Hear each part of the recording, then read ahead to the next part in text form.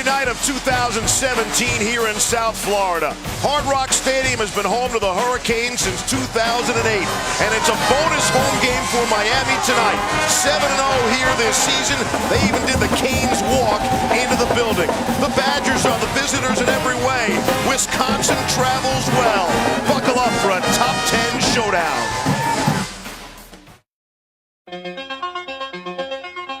The focus is trying to win this game for this season, for this group of seniors.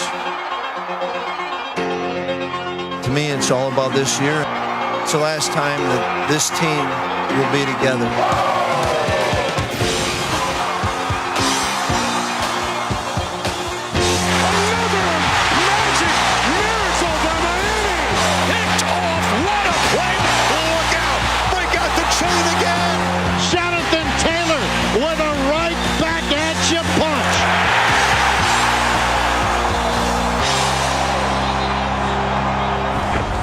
You're watching the Capital One Orange Bowl. Big Ten's had a nice bowl season so far at 6-0. Wisconsin trying to win a 13th game for the first time ever. Miami trying to win consecutive bowl games for the first time in 13 years. And warm, and I stress warm, greetings to those of you watching in Madison and surrounding areas where it might just feel like minus 18 degrees tonight. Here, we're not expecting any sympathy, but it is unseasonably cool, 61 degrees under clear skies as we are nestled in between Merry Christmas and Happy New Year. Hi, everybody. Happy Saturday night with Brian Greasy. I'm Steve Levy. Todd McShay and Molly McGrath are on the way. You might think Wisconsin and Miami couldn't get more opposite, right? From the climate right on down, you're wrong. Lots of similarities. Both these schools feel like they were one win away from playing in the playoff on New Year's Day. The 12-0 start, the 10-0 start. Grease, a chance to finish on a high note tonight. Yeah, really a chance to finish on a high note. The season couldn't have gone any better for these two teams, 12-0 and 10-0, as you mentioned. But tonight, an opportunity not to take a step back, but to take a step way forward to next year for both of these teams. Mark Richt has engineered a turnaround at Miami that is unprecedented, and we know the consistency of Paul Chryst in Wisconsin. They both have it going. Quick check on my watch. We have been on the air for 4 minutes. That's a new Miami record for this season without mentioning the turnover chain. And we will get there, but the best defense in the country belongs to Wisconsin. Yeah, Wisconsin, I think they're underrated. They are excellent. 10 out of 11 of their starters, Steve, are seniors. So they're experienced. They're well coached by first-year coordinator and Jim Leonard, and they're going to fly around. I think they're underestimated with their athleticism in the back end. Two corners and Nate Nelson and Derek Tyndall, who are outstanding. On the other side, the other Broyles semifinalist, coordinator Manny Diaz, has his defense and that turnover chain going, but it starts up front with the big guys stopping the run. Derek Norton, R.J. McIntosh, Chad Thomas, and a creative scheme from Manny Diaz with some slanting, some corner blitzing, keeping running backs inside, funneling to those linebackers. They stopped Josh Adams and Notre Dame cold. Then they bring in two defensive ends in pass rush situations and make them look like linebackers, confuse offensive line, and then bring a true freshman safety from the corner as a linebacker. That's why they have more sacks than any team in college football. And then you mentioned that chain, right? Yes, I did. It all starts with recognition from Trajan Bandy, a true freshman. Jack Quarterman keeping eyes on the quarterback and then making plays. Manny Diaz has infused this team with confidence, and they're going to go against a team that's had trouble turning the ball over in Wisconsin. Bursting at the seams, and here come the Hurricanes.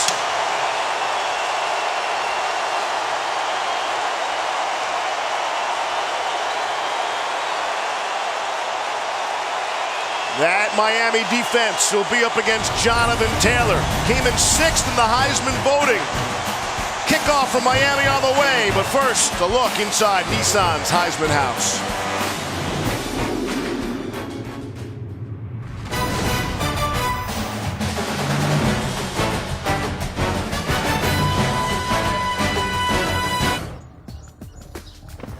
Hey man, let me get one for the fans. How do I look? Never looked better. Welcome to the Nissan pregame rush. Nissan, premier partner of the Heisman Trophy and the College Football Playoff.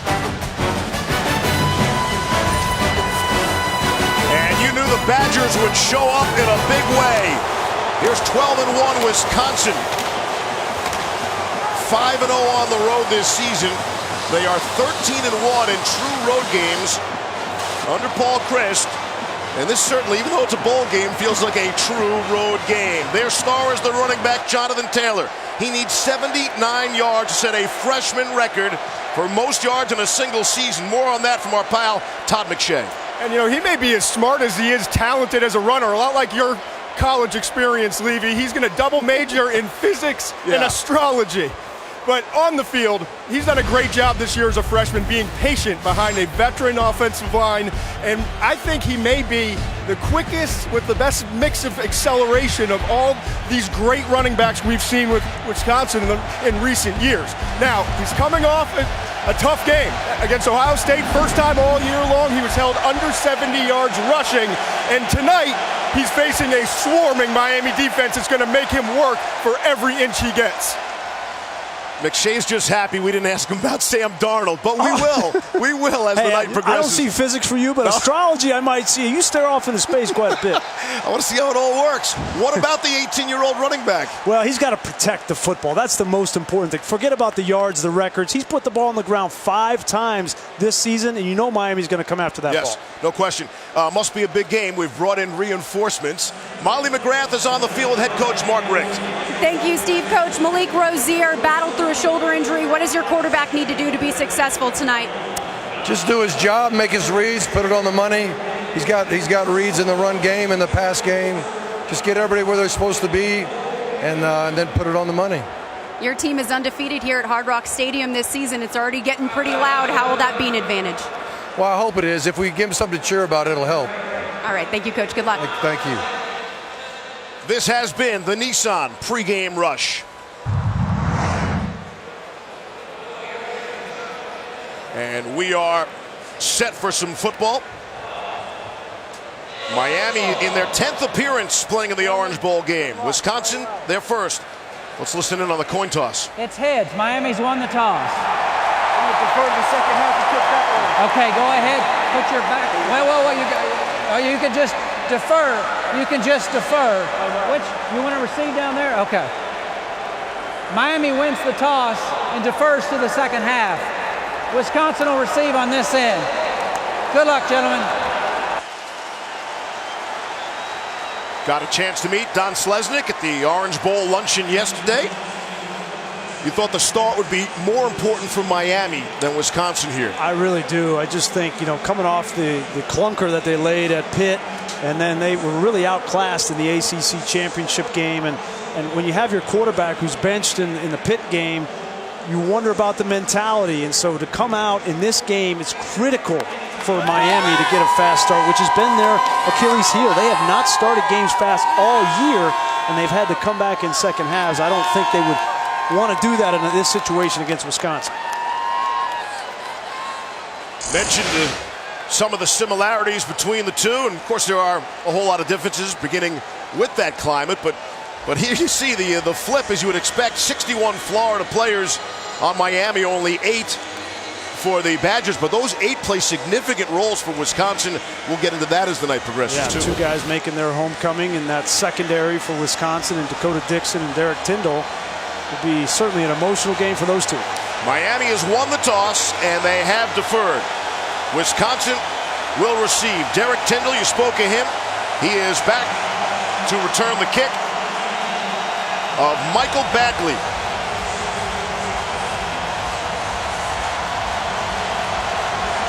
Miami out in their black uniforms, and we are underway from the Capital One Orange Bowl. Here's Tyndall, 1 yard deep in the end zone. Out to the 20, the 25, able to stay on his feet. And some good starting field position for Wisconsin.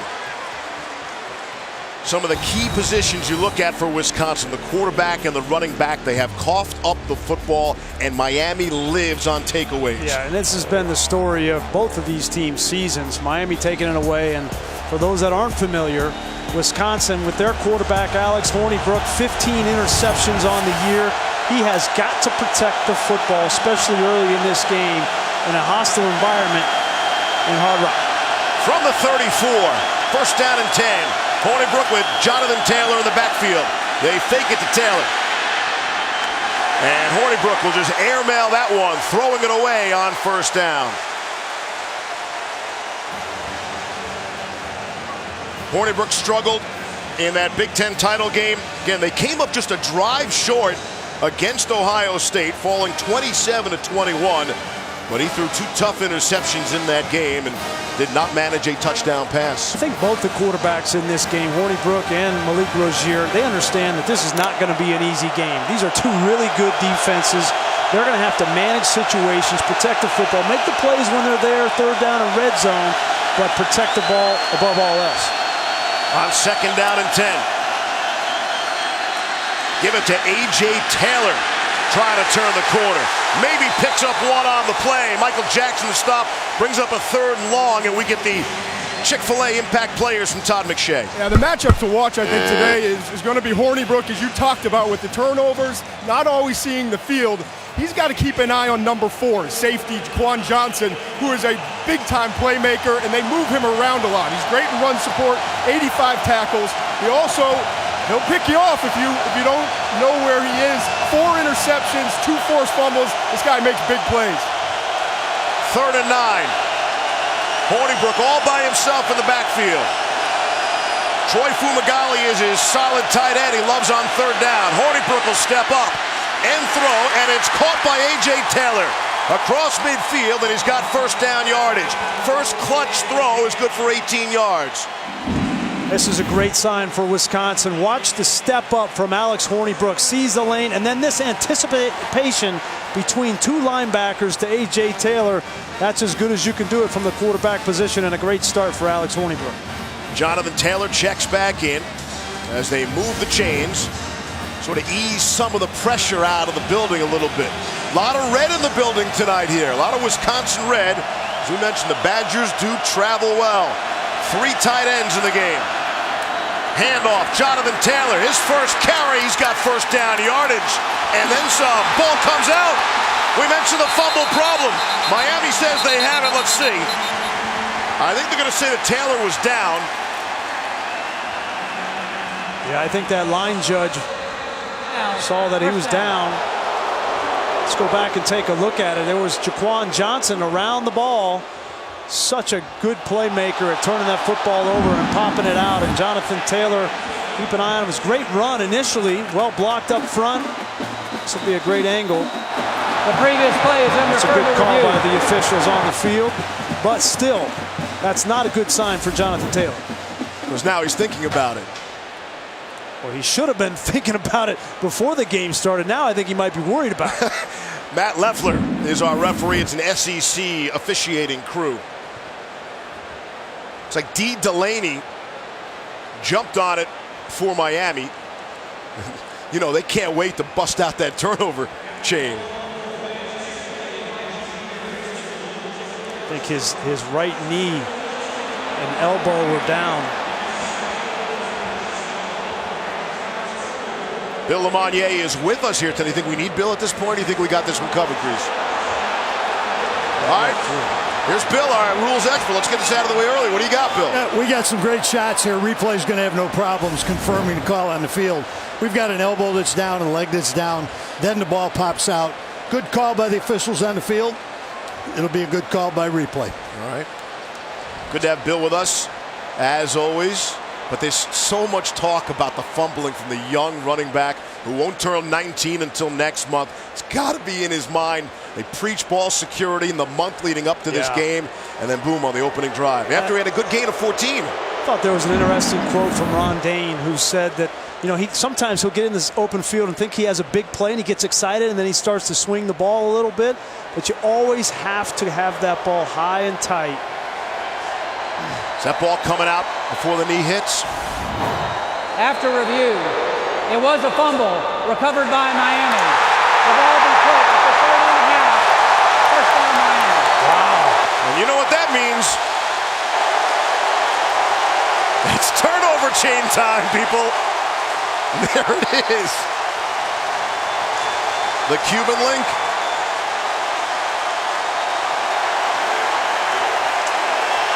That'll be controversial. Delaney sporting the hardware right now. The fifth-year senior playing in his first bowl game gets the fumble recovery. And we talked to Mark Richt about this. He said sometimes at home they have to go silent on offense because the place is so loud after they bring out the turnover chain. On first down, Malik Rozier is throwing and completing to Lawrence Cager. First down yardage. Look back and take one more look. Was this ball moving before his knee went down? I don't think it was. I mean, I understand. Bill, I understand. I mean, that's what I was looking at. The ball didn't look like it was moving before that knee hit the ground. No, I still had to. Travis Homer is moving. He's across the 40.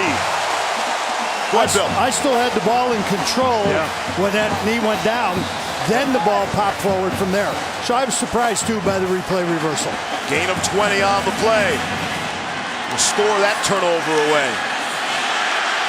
Rozier trying to run for it, and he runs right into T.J. Edwards, the best player on that outstanding Wisconsin defense.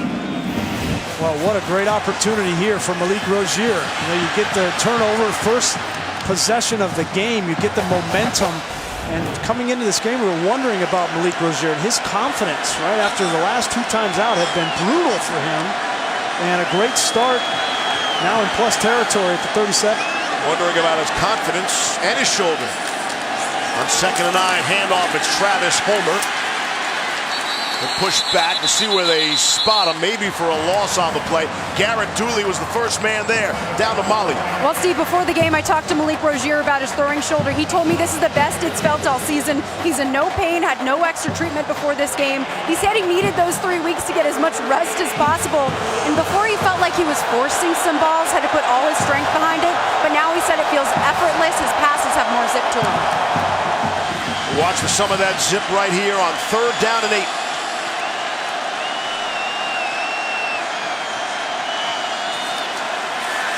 A little stunting up front by Wisconsin. And it's an incomplete pass. Derek Tyndall able to knock it away. You mentioned Derek Tyndall playing in his final game for the Wisconsin Badgers. He's one of the smartest defenders I've seen on tape. Look at him react here. As soon as he sees Barrios with an in-breaking slant, he breaks at the same time and meets the ball at the arrival spot. That's textbook from a corner. Miami's going to try a long field goal attempt here. A 46-yard attempt. I beg your pardon, a 54-yard attempt. Michael Badgley on the way. Short. No good. Short. Badgley, who's hit from 57 in his career and 50 on the season, could not hit from 54. What seemed promising drive for Wisconsin. Controversial turnover, but Miami not able to take advantage.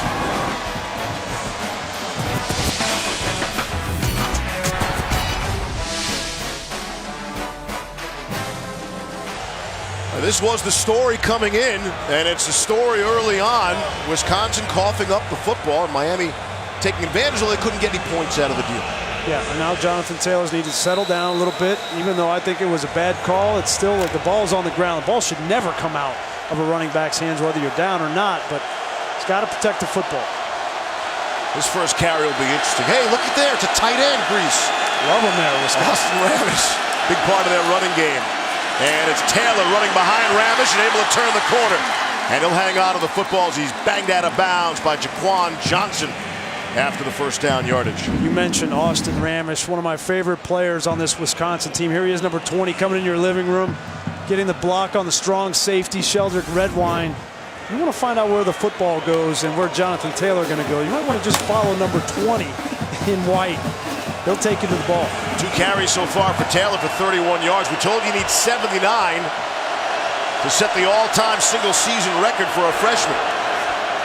Ball spotted at midfield. Taylor will get another opportunity, and he'll stumble forward for 3. R.J. McIntosh came up to make the tackle. Well, you mentioned the struggles for Miami's offense the last 2 times out. Wisconsin was dominated in the Big Ten championship game by the Ohio State defense. Now, I know it was a 27-21 game, but they were dominated for 3 quarters. They did nothing on offense for those first 3 quarters. The only touchdown they had those first 3 quarters was Andrew Van Ginkel, the defensive end, on an interception return. So this offense needs to get some confidence as well. 2nd down and 7 off the play fake. Hoybrook, strong throw to Kendrick Pryor, and he's got the first down. And this Miami defense, Grease, you know, we know about the last 2 losses. They've averaged allowing 30 points in each of the last 3 games, so that takes back a little bit too. Yeah, they laid an egg, right, in Pittsburgh, the last game of the year. Manny Diaz would tell you that the ACC championship game, they were outclassed, and they had no support from their offense. So I don't really judge this Miami defense on that Clemson game, but certainly they need to come out and dominate this game tonight. It's Taylor, Ramish in front of him. And a quarterback under center. Hoybrook on the delay, and I mean a real delay on the draw. Jonathan Taylor. That looked odd. Down to the 20-yard line of Miami. It's a gain of 19. This was either a mix-up with Jonathan Taylor or a really great okey-doke. He didn't even look like he was going to get the football there, and I think the 2 guys coming off the edge didn't know either. Todd, is that being a patient running back? Being patient. They love that play, though. I'm surprised that he looks surprised getting the handoff. They like to mix that up because they go drop back pass. When you run the draw, just like they did, their offensive line does a great job of being patient themselves and waiting, and then all of a sudden getting after the defensive front. On 1st down. Here's Taylor for a few, and that gain is his shortest of the night. That's the kind of night he's had already. They are banged up at the tight end position. Sometimes we'll see Cole Van Landen, who's listed as a left tackle and wearing 71. He's wearing 85. When he has to play the tight end position, they'll look at him to block as he now exits the field. Yeah, they had an injury. Xander Newville, their tight end, is out for the season. Troy Fumagalli has been struggling with injuries this season. Had a hamstring early in the year and been dealing with an abdominal issue as bowl practice has gone on. That's Taylor in motion. They'll fake it to him. And they try to set up the screen to Ramish, the fullback, and nothing doing there. See a couple of different things that Paul Chryst is trying to do with his scheme early to neutralize the speed of Miami's defense. Screens, nakeds, they're going to have some jet sweeps. They have to keep this defense off balance because if they just pin their ears back and run at you, Paul Chryst knows that he doesn't have the speed offensively to combat it. 3rd down and 8. Ball to 17 of Miami. Rashid Ibrahim checks in. Alex Hoybrook, sorry Steve, loves to find his tight end Troy Fumagalli right here, one-on-one. Hoybrook looking left and off the fingertips of Trajan Bandy. Looked like his receiver kind of gave up on the play. 4th down. This ball, Steve, should never have been thrown in the end zone. The ball should have gone underneath to Fumagalli. Here he is. This is the primary read. And if this ball is put on the outside of number 81 right there, that's a 1st down. And that's a force from Alex Hoybrook. A.J. Taylor, the receiver, just stopped running. Here's Rafael Gaglianone on to attempt a 35-yard field goal. He's straight on, and he splits the uprights. And there's our first score of the game. Badgers aren't hurt by that first turnover.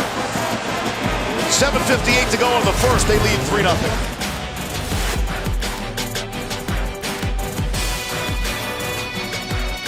The Capital One Orange Bowl, brought to you by the Quicksilver Card from Capital One. Earn unlimited 1.5% cash back every purchase everywhere. Taco Bell, official partner of the student section. Sometimes you gotta live Moss. And Allstate, official protector of college football fans. 3 of the 5 national championships that Miami has won. Played in the Orange Bowl, 1983 championship. Stunned Nebraska. 87, bottled up Potent, Oklahoma. 91, they had an unbelievable linebacking group. One of the great groups in college football history. I think I was 8 years old here watching the 31-30 Miami and Nebraska game. It was awesome. We talked about it. I know, some South Florida fans, they miss the old Orange Bowl atmosphere of the old stadium. Mark Rick, we asked him about how do you recreate some of that excitement. He said, you win. Yeah. It was exciting because we won. All that swag people talk about, we won. Yeah, exactly. And people said the game here against Notre Dame was as close as they've come to the old Orange Bowl atmosphere. New Year's Day, we'll have the college football playoff semifinals for you here on ESPN. The early game has the Rose Bowl presented by Northwestern Mutual. And then immediately following that, the All-State Sugar Bowl, Clemson and Oklahoma. Are you excited about one game more than the other? Oh, man, I think they're both going to be great games.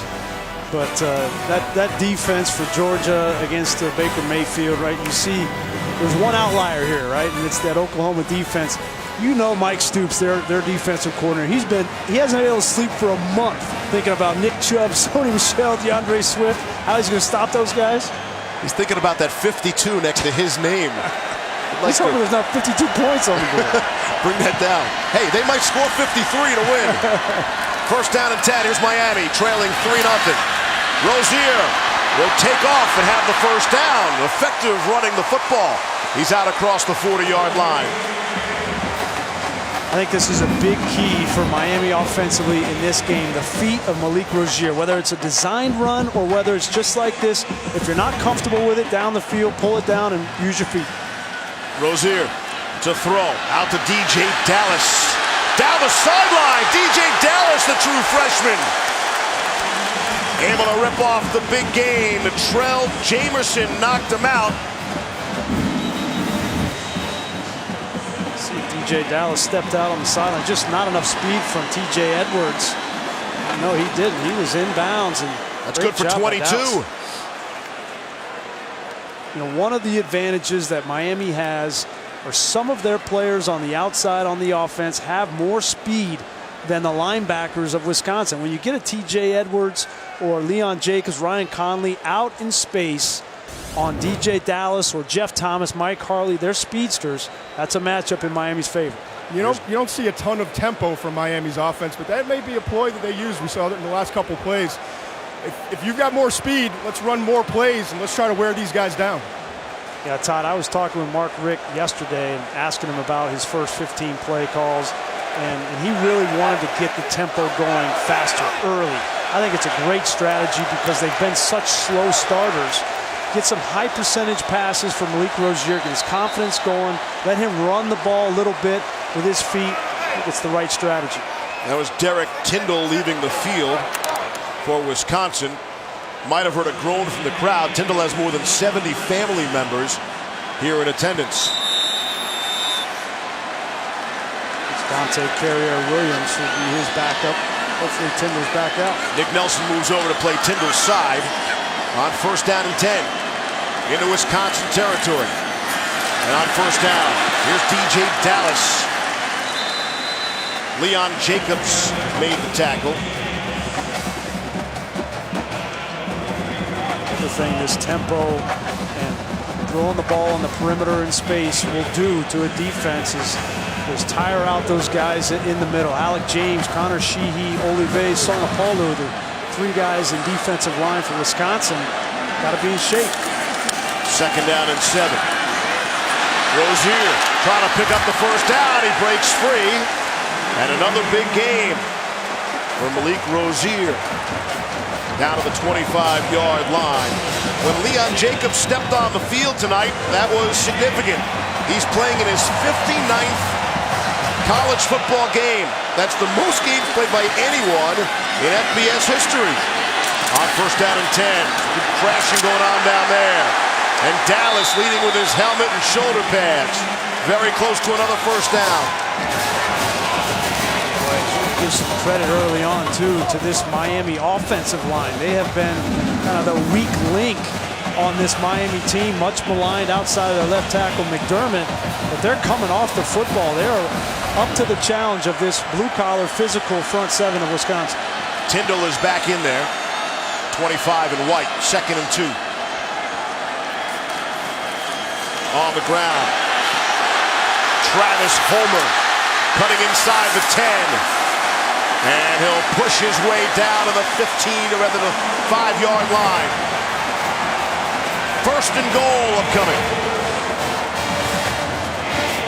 Take a look at the left side of that offensive line coming off the ball. We talked about McDermott. There he is, 52, getting the block on Jacobs, which frees Homer to the outside. And you got Barrios with effort.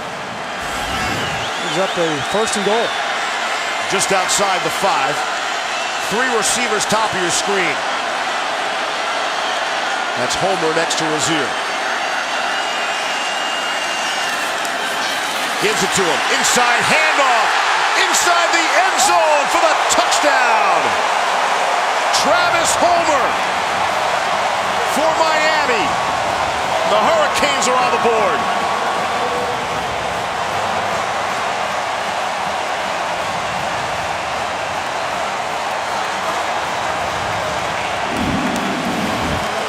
Great effort here from Travis Homer. You see Garrett Dooley, the defensive end, outside linebacker, was free. Nobody blocked him, but it was just the quickness, slice in there from Homer, and then the effort to get it in the end zone. And Michael Bagley splits the uprights for the extra point. What a great answer from this Miami offense. They did it. There's Dooley right there. You got to get up inside. They did it with quarterback run, some pass, and then finally with the effort at the goal line for Homer.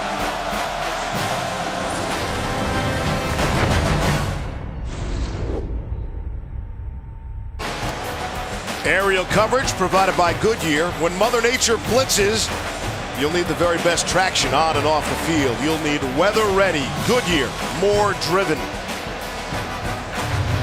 You're watching the Capital One Orange Bowl, and the Hurricanes have opened up a 7-3 lead with 5:21 to play here in the first quarter. And when Miami plays, you expect some big names, big personalities, and big people. Warren Sapp in the house tonight. Yeah, Warren looks good. Looks like he shed a few LBs. Jamerson from the goal line. Out to the 20 and out to the 25-yard line. And a flag flies. Check it. Again, it's an SEC officiating crew.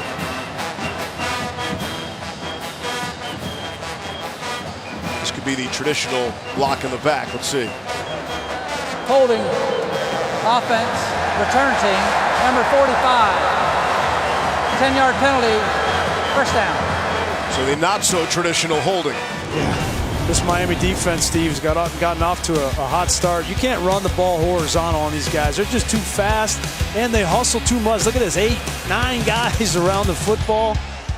I think the turnover chain has created this in a way, right? Because if the ball pops out like it does here, and you're not around the football, then you're not going to get the change. So this is what Manny Diaz envisioned when he brought this up. And Mike Rumpf, the defensive back coach, also his idea. But that's what they wanted to create, hustle on defense. Strength in numbers. On first down from the 9. Hornibrook throwing from the goal line. Too low for Taylor to pick it off the grass.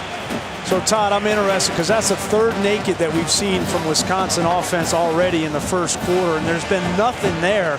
What are the things you think they can do to negate the speed of this Miami defense? I think one of them is what you're talking about. They're trying to get the quarterback out.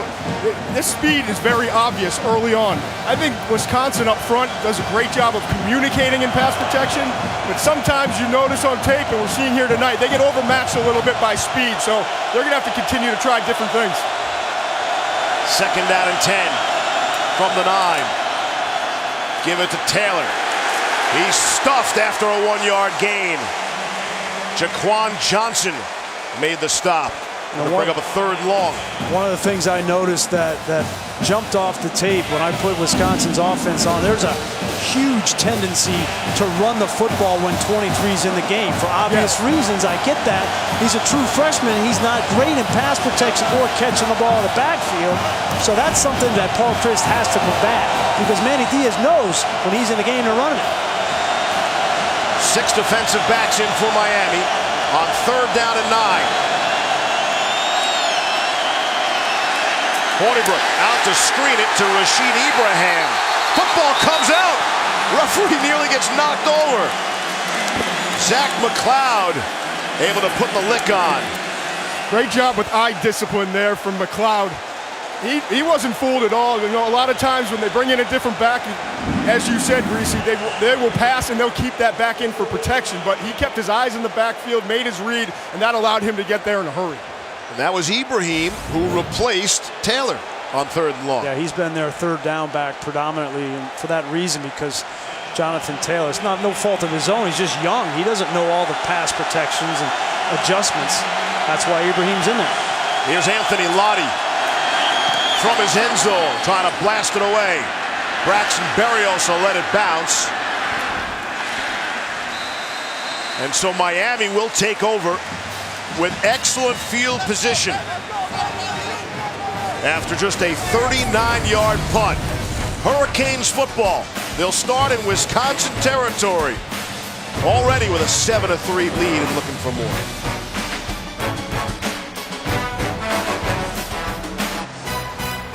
New Year's Day, more great bowl action for you. Such a great time of the year. Noon Eastern on ESPN2, the Outback Bowl. I know you'll be watching Greece. Michigan against South Carolina, and 1 p.m. Eastern over on ABC, the Citrus Bowl, presented by Overton's, Notre Dame and LSU. That's a special showdown. How about the Big Ten, 6-0 in the bowl games, and still the only 2 left here, Wisconsin and then Michigan in that game. Out of the Wildcat now, with DJ Dallas trying to create some offense for Miami, even with the 7-3 lead. They had a host of playmakers who are all lost for the season. They lost Walton early, the other couple guys later. Yeah, this is the big 3 for Miami. Walton was the alpha dog. Herndon was their best player at the tight end position. All gone. Again, DJ Dallas, speaking of gone, see you later. It's a Wildcat touchdown for 39 yards. And Miami adds to the lead.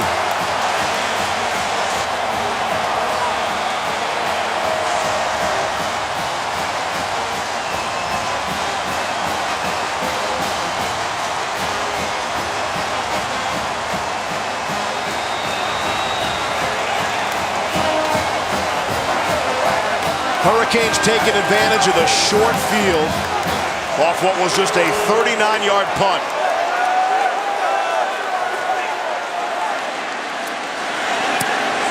Extra point on the way and good.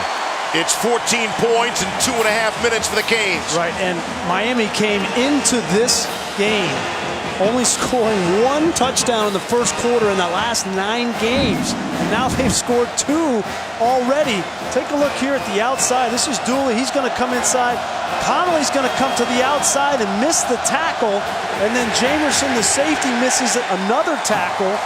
This is just bad tackling from Wisconsin on the outside. That is not typical of the way that they've played defensively all season long, but you got to give some credit to Miami as well.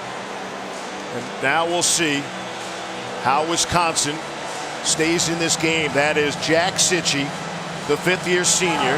They call him 3-sack Jack because he had 3 consecutive sacks on consecutive plays in a bowl game. Just has not been able to be healthy and stay on the field. But a lot of injured players, you know, Grease, will step away a little bit. No, not him. Sitchie's been full on like a full-time assistant coach. Yeah, and he's been outstanding, and they're going to need some leadership here. They're not used to this, being in this situation down early. See if Wisconsin can get a bit of a spark on the return. Latrell Jamerson, not much happening there. So did Wisconsin get caught off guard here? Are they surprised? This feels like a true home game for Miami, where Wisconsin has to weather the storm that in any other bowl situation they wouldn't have to. I mean, Wisconsin, they go to bowl games and win. That's what they do. They've won their last 3. I just think they need to settle down a little bit, you know, play the tempo that Miami is playing offensively. They've got 10 of 11 starters on defense that are seniors. They'll settle down and play well in the rest of this game. But it does seem like some early game nerves. The turnover by the true freshman early on, the bad punt, short field allowing Miami to take charge early. 14-3, 2:45 left to play here in the first quarter. Here's Taylor on the ground. They'll keep feeding it to him. Jonathan Taylor ups his yardage so far. Again, we told you he needed 79 yards for the game. He only needed 16 to pass Ron Dane for second on the all-time list. Yards in a season by an FBS freshman running back. And now he's up to 56 for the game. The thing that Wisconsin cannot allow to happen is to get down by too many points early in this game, because this offense is not built to throw the football. That's exactly what happened in the Ohio State game, and they were not able to come back. Again, feed it to Taylor. On 2nd and 1, he's got the first down. Took a pretty big lick there from Darian Owens. And there you see Taylor moving up the list. We talked to him the other day. He said Adrian Peterson, one of his idols growing up. And he's got a chance to knock him off the page. Officially speaking anyway, back in the day, they didn't always count yards in a bowl game. Since 2002, that's when they started counting those. Why can't we go retroactive back to that? That would be an easy one. As far as I'm concerned, Ron Dane had 2,109 yards as a freshman, so he hasn't even beaten his own alma mater yet. On 1st down and 10, it's Chris James, his first carry of the game. I'm just thinking about the yardage you probably lost in all your bowl games. You'd be way, way up on that list. We come up on the final minute of quarter number 1. Such an impressive kid, though. Talking with him, I mean, Todd mentioned in the open, but such a respectful kid. You would never think he was a superstar running back. Right? No. I mean, he's unassuming, works hard every single day. That's the kind of kid you love in college football. He picked Wisconsin over Harvard. Any further questions, people? On 2nd and 8. Trying to hook up a Kendrick Pryor, and he could not hang on.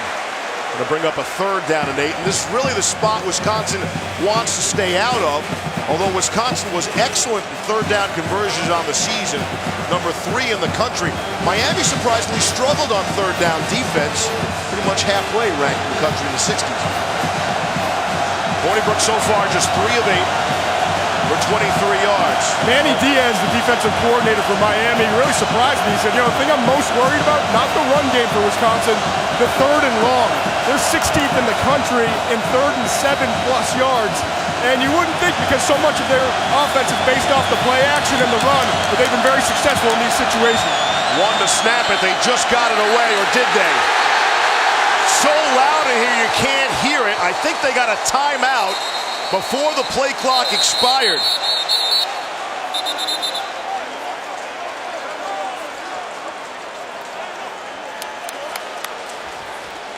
Play clock was between 1 and 0s on it. Before the snap, timeout, Wisconsin. Bill LeMonnier standing to our left.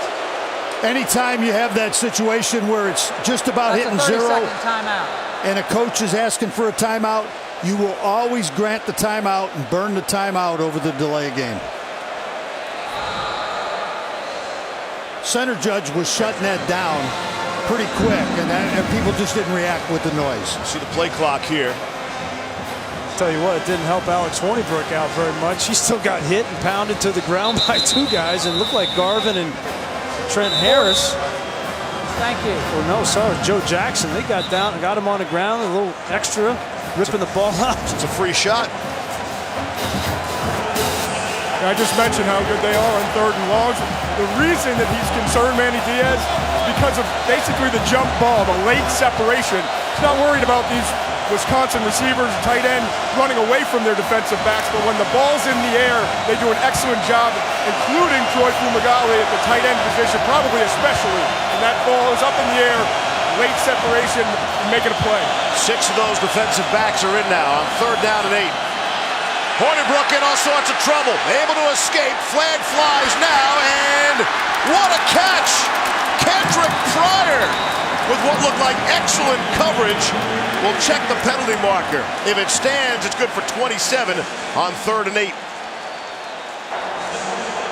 Holding on the offense, number 79.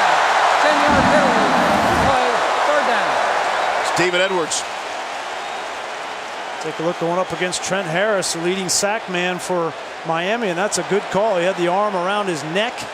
That would have been a sack for Trent Harris had he not held. and it's going to break up this great play between Hornibrook and Pryor.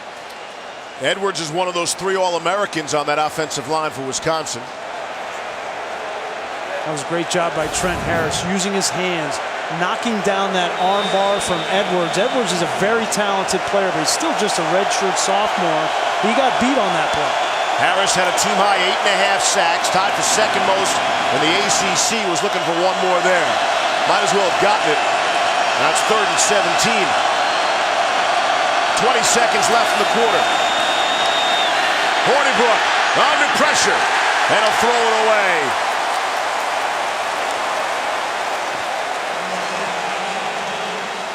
This crowd is into the game, Steve. Manny Diaz senses blood in the water, and they're just going to bring a TE stunt right underneath between Chad Thomas and Trent Harris. Both those guys get to the quarterback with ease. Nowhere for Alex Hornibrook to go. And the pressure really on the punter. Anthony Lotti had just a 39-yard punt the last time out when he was punting from his end zone. He's only punting from his own 8 now. A little bit better. Braxton Berrios is standing at his own 37. Here's the pressure coming. Lotti got it away. Berrios is signaled for the fair catch at the 33-yard line.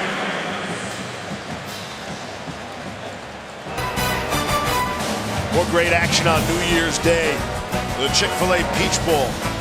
I got a soft spot in my heart for UCF. That'll be really fun to see just how fast they are against that very quick Auburn defense. During the bowl season, the ESPN app is a fan's best friend.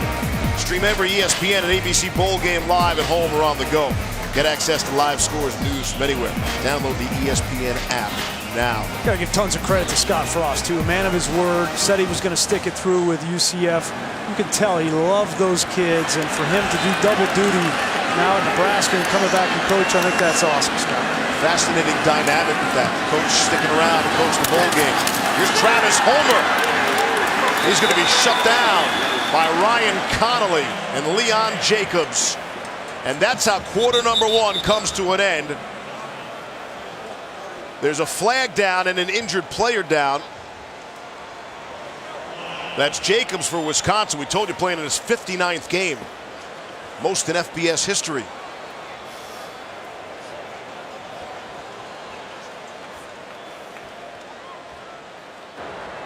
Illegal motion on the offense. Player going forward at the snap. That penalty is declined. 2nd down. That's the quarter. There's Travis Homer, the running back. And that's how quarter number 1 will come to an end. Miami very much at home, jumping all over Wisconsin. 14-3. We've only seen the turnover chain once. Come on back for the 2nd quarter.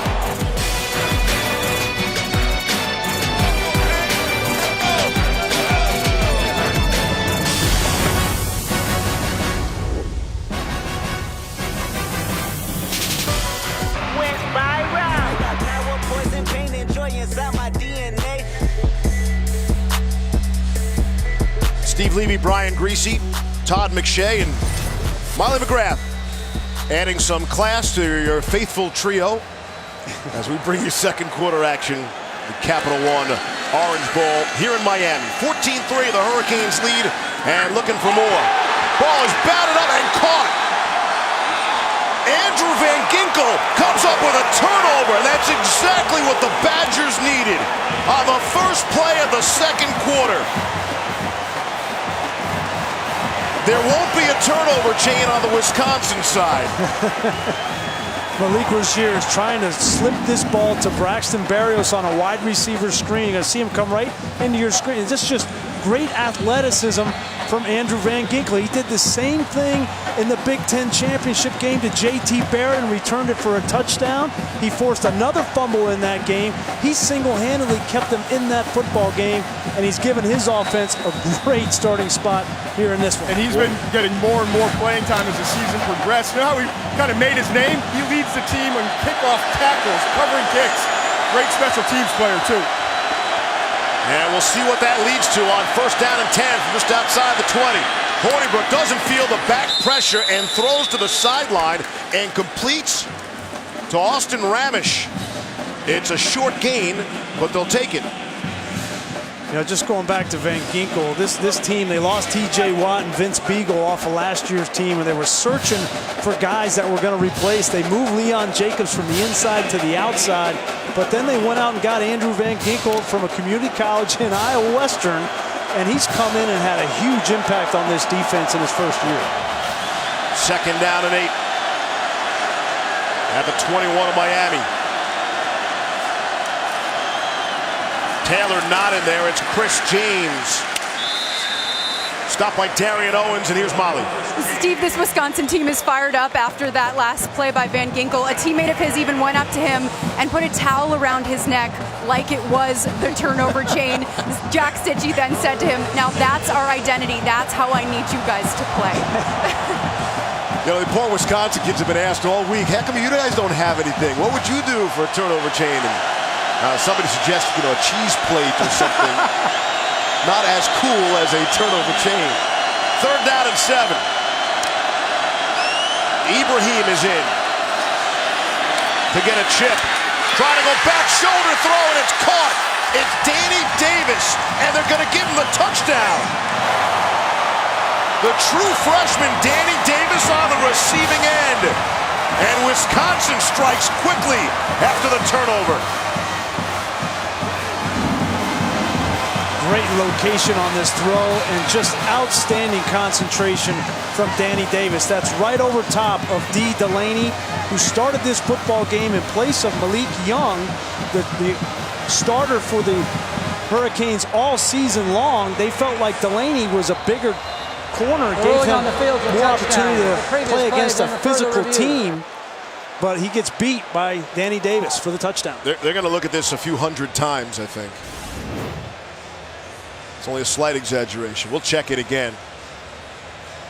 If he was able to go over the pylon for the score, that would be something. What an athletic play that would have been. To Todd's point, right? They're forcing you to throw the ball in tight windows, and you got to make plays. You look at that, it doesn't look like the ball crossed inside the pylon there. See, that ball has got to cross inside of the pylon unless part of the body of Danny Davis touches the goal line there. Then the goal line extends out into the out of bounds. I don't think he did that. I think this ball will be near the 1 yard line. That's Philip Davenport, the field judge, who was making the call of touchdown. After review, the ruling on the field stands. Touchdown. Give him 6. Let's bring in Bill Lamagnier now, our rules expert. You good with that call?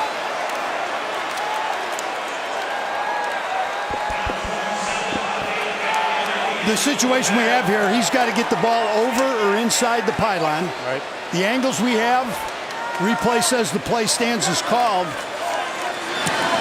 It appears the ball was outside the pylon, but if you don't have that indisputable video evidence, then you're going to go stands. That's where the call on the field means everything. It sure does. Turn of events. Wisconsin gets the turnover. And they were among the league leaders in the country in turnovers as well. They just giving it all the fanfare, all the attention Miami got. Got ourselves a ball game.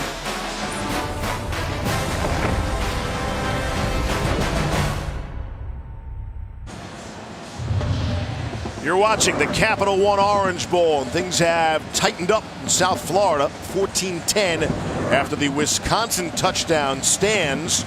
Making matters worse for Miami, Malik Young, one of their starting corners, leaving the field. It was Young's interception against Bethune-Cookman that started the turnover chain. He got the very first honor of wearing it. We'll check his status as we go. That ball will bounce out of the end zone for the touchback. Take a look at tonight's player spotlight, brought to you by IBM. He's one of the leaders of that Miami offense. He's one of the leaders in the classroom as well, Braxton Berrios. I love this. You know, this is what college football is all about. Guys like Braxton Berrios, double major in entrepreneurship and finance, 396 GPA. He was the valedictorian of his business school. That just doesn't happen every day. Congratulations to you, Braxton. An unbelievable career, both on and off the field at Miami. We went around our production meeting today and said we need a show of hands, any valedictorians in the room. And everybody's looking around at the next guy. Hang on, is Molly claiming she was valedictorian? First down and 10. False start on the offense, number 78. Molly, 5-yard penalty. quick question here. People want to know, valedictorian or not? No, unfortunately not. I did get a good Jesuit education at Boston College, but I spent a lot of time on the field with reporting and cheerleading. Not a valedictorian. Honor roll, though. Does that count? Would you stop putting Molly on the spot? She's new to the crew. She's already on the roll. Well, I knew it wasn't going to be McShay. Here's 1st and 15. And the sack, Olive Songapolu. The big fella, 99 in the middle, dropping Malik Rozier. Wow, this energy of this stadium has gone out, and this offense and defensive line for Wisconsin taking over. Olive Songapolu, what a name that is, what a play. His 3rd sack of the season, 2nd and 19. Rozier throwing on the run, he's throwing away to no one.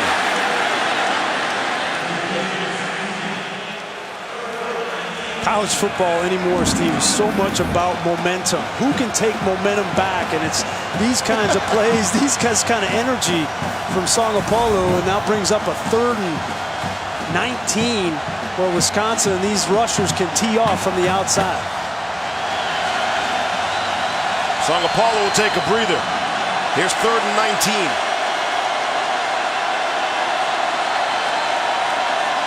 From the 16. Wisconsin only rushing 3. First catch from Braxton Berrios. Well short of the marker, and it brings up a 4th down. The first 3 and out of the game for the Hurricanes. Smart play there by Jim Leonard in that call. Rushing 3, dropping 8, keeping everything in front of you. I've been so impressed with Jim Leonard all season. We know it was well documented what a player he was at the NFL level. He's found as good, if not better, of a coach at the college level in just 2 years on the job. Zach Fiegels, his first appearance in the game. He's standing at the 10 to punt it away. Nick Nelson at his 33. Fiegels will fire. Might have been a little contact back there.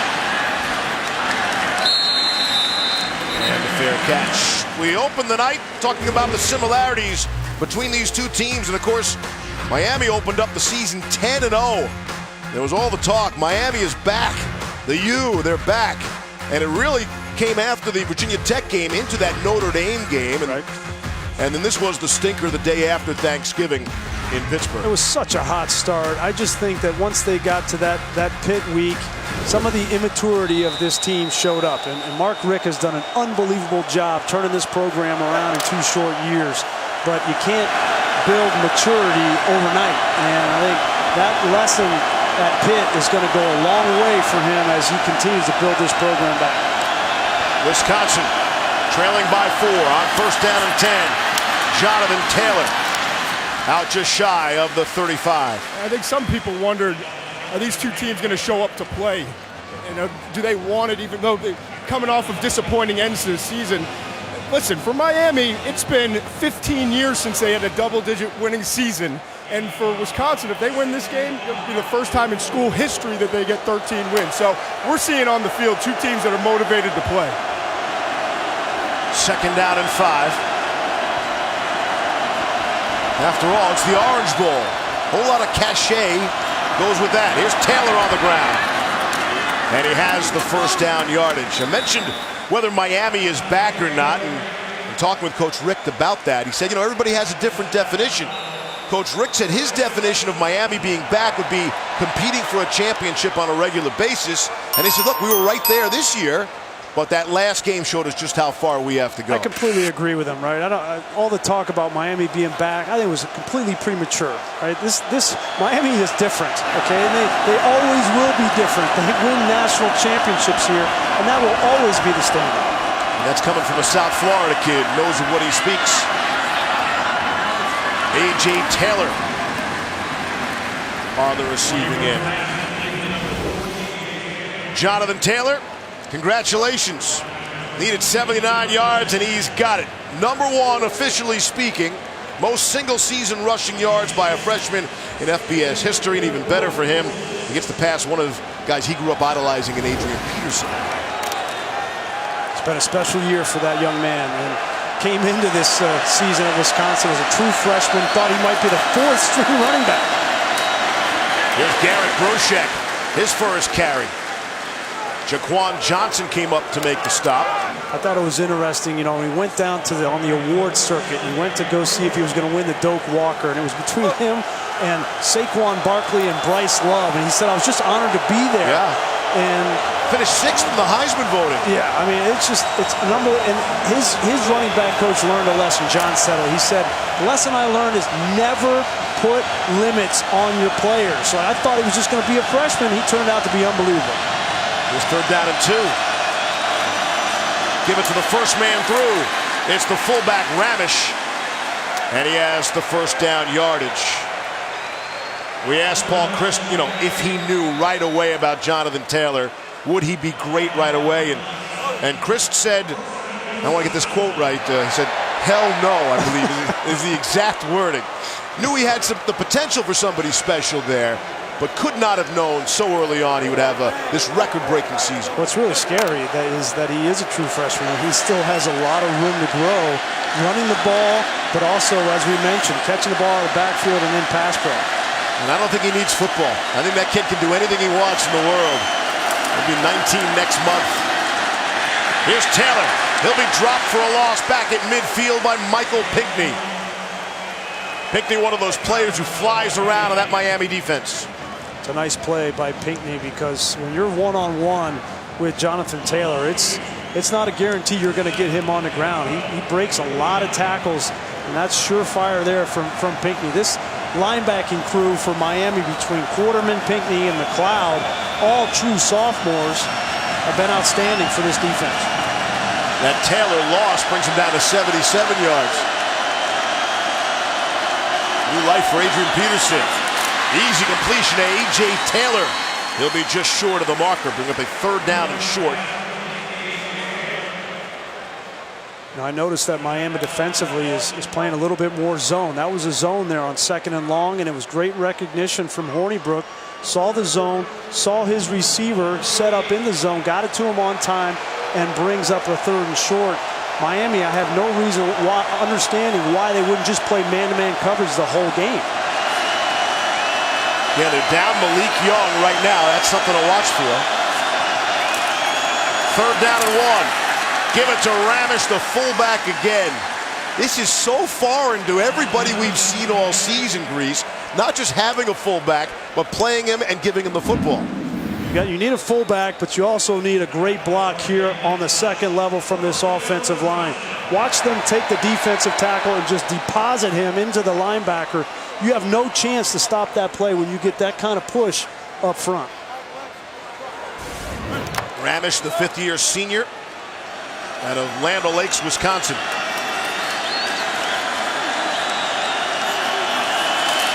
On 1st down and 10. Back to Taylor.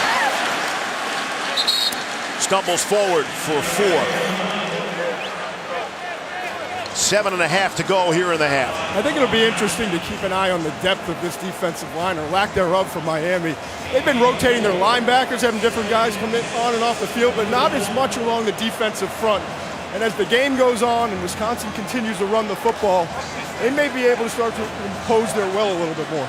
That's a great point, Todd. It's almost 2-1 now, plays for Wisconsin offense to Miami. Manny Diaz said, we've got a TFL defense. Tackle for loss. Here's Ramish again out of the backfield. And the fullback showing the athletic ability to leap over a defender. Who says I'm just a battering ram, right? You think I'm going to go low on you? Delaney goes low. That is sweet right there. Sweet feet from Austin Ramish. Gain of 13. D. Delaney's going to hear about that for a while. 6 different ball carriers for Wisconsin. And the fullback has 4 touches, 3 for first downs. We haven't seen that in the last few years combined. First down and 10. Back to Taylor for a couple. Jaquan Johnson came up to make the stop. Sound like a broken record with Johnson. He's in every play. Yeah, he's such a good player. He kind of burst onto the scene this year. Think about Jaquan Johnson. You know, everybody talks about the interceptions, but he forces fumbles at an impressive clip. And the thing to me is that bottom line, he was named the team's most valuable player as a safety. That's pretty special. And he's already said he'll be back next year. Not going to leave early for the NFL. That is good news around these parts. 2nd and 8. 12th play of the drive. Hornibrook the fake.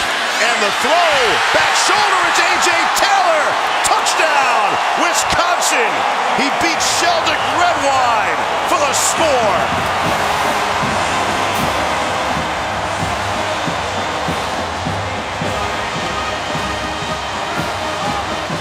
The Badgers go back on top. They tried this a number of times in the Big Ten championship game and weren't able to connect. A.J. Taylor from the slot on a fade to the outside. They got the matchup they wanted on the safety, Redwine, and just unbelievable concentration by A.J. Taylor. That's exactly what Manny Diaz, the defensive coordinator from Miami, was worried about. That late separation when the ball's in the air, his defensive backs getting their heads turned around to make the play. Gaglianone puts it through. Who says there's not going to be any offense in this game? A lot of people thought 17-14 might be the final score. We're not even at halftime. We got points and some here in Miami.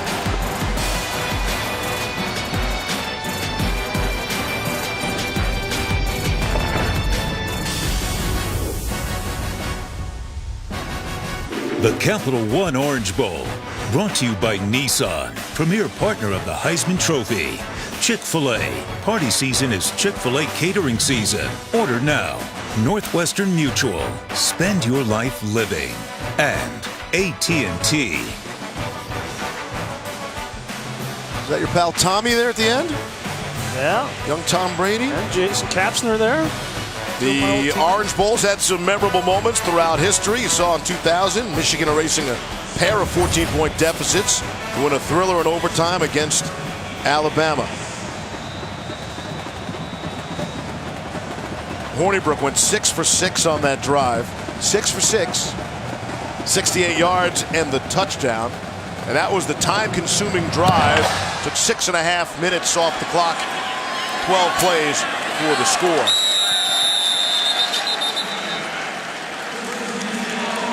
Taco Bell has brought the best of the regular season to the Capital One Orange Bowl by creating the Live Moss student section. Tonight, they're picking up the tab for students' tickets from each school, giving the biggest games back to the biggest fans. Live Moss. See if Miami can respond here with a little moss. They haven't had a whole lot of moss in the last 2 drives. They've been outscored 14-0, and they need to get something going on offense, give their defense a rest. Of course, Moss means more. I know this because my kids are at Abuelo's right now. Spending the holidays. All right, here we go, 17-14. Miami trailing by a field goal with the football at the 25. Handoff Travis Homer. Stopped right at the line of scrimmage. Garrett Rand. You want to talk about filling a hole.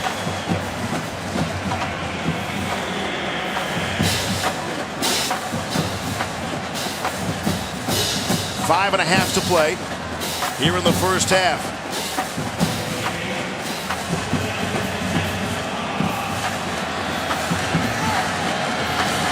Second and 10.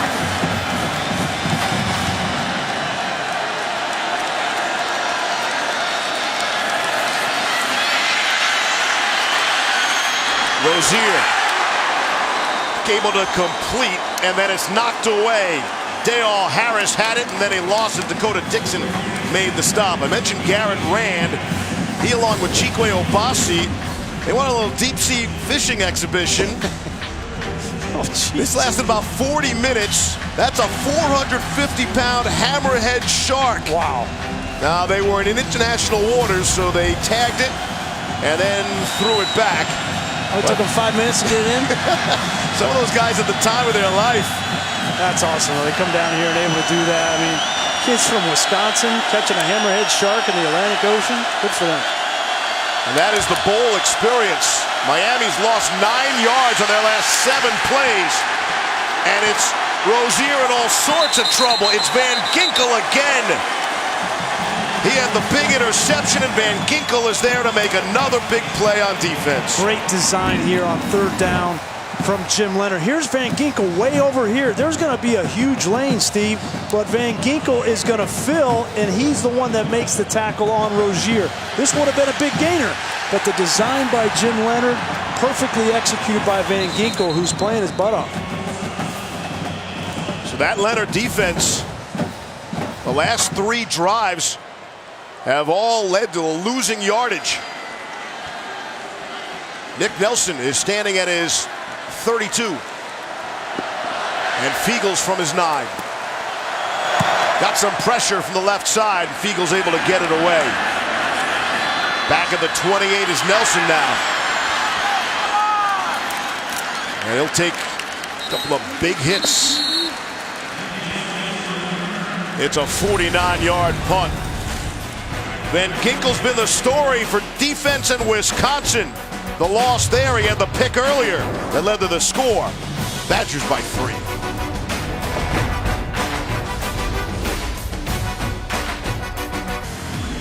Welcome back to Capital One Orange Bowl. Austin Ramish, the fullback for Wisconsin, doesn't get a lot of love very often, but take a look at some of the impact that he's had on this game.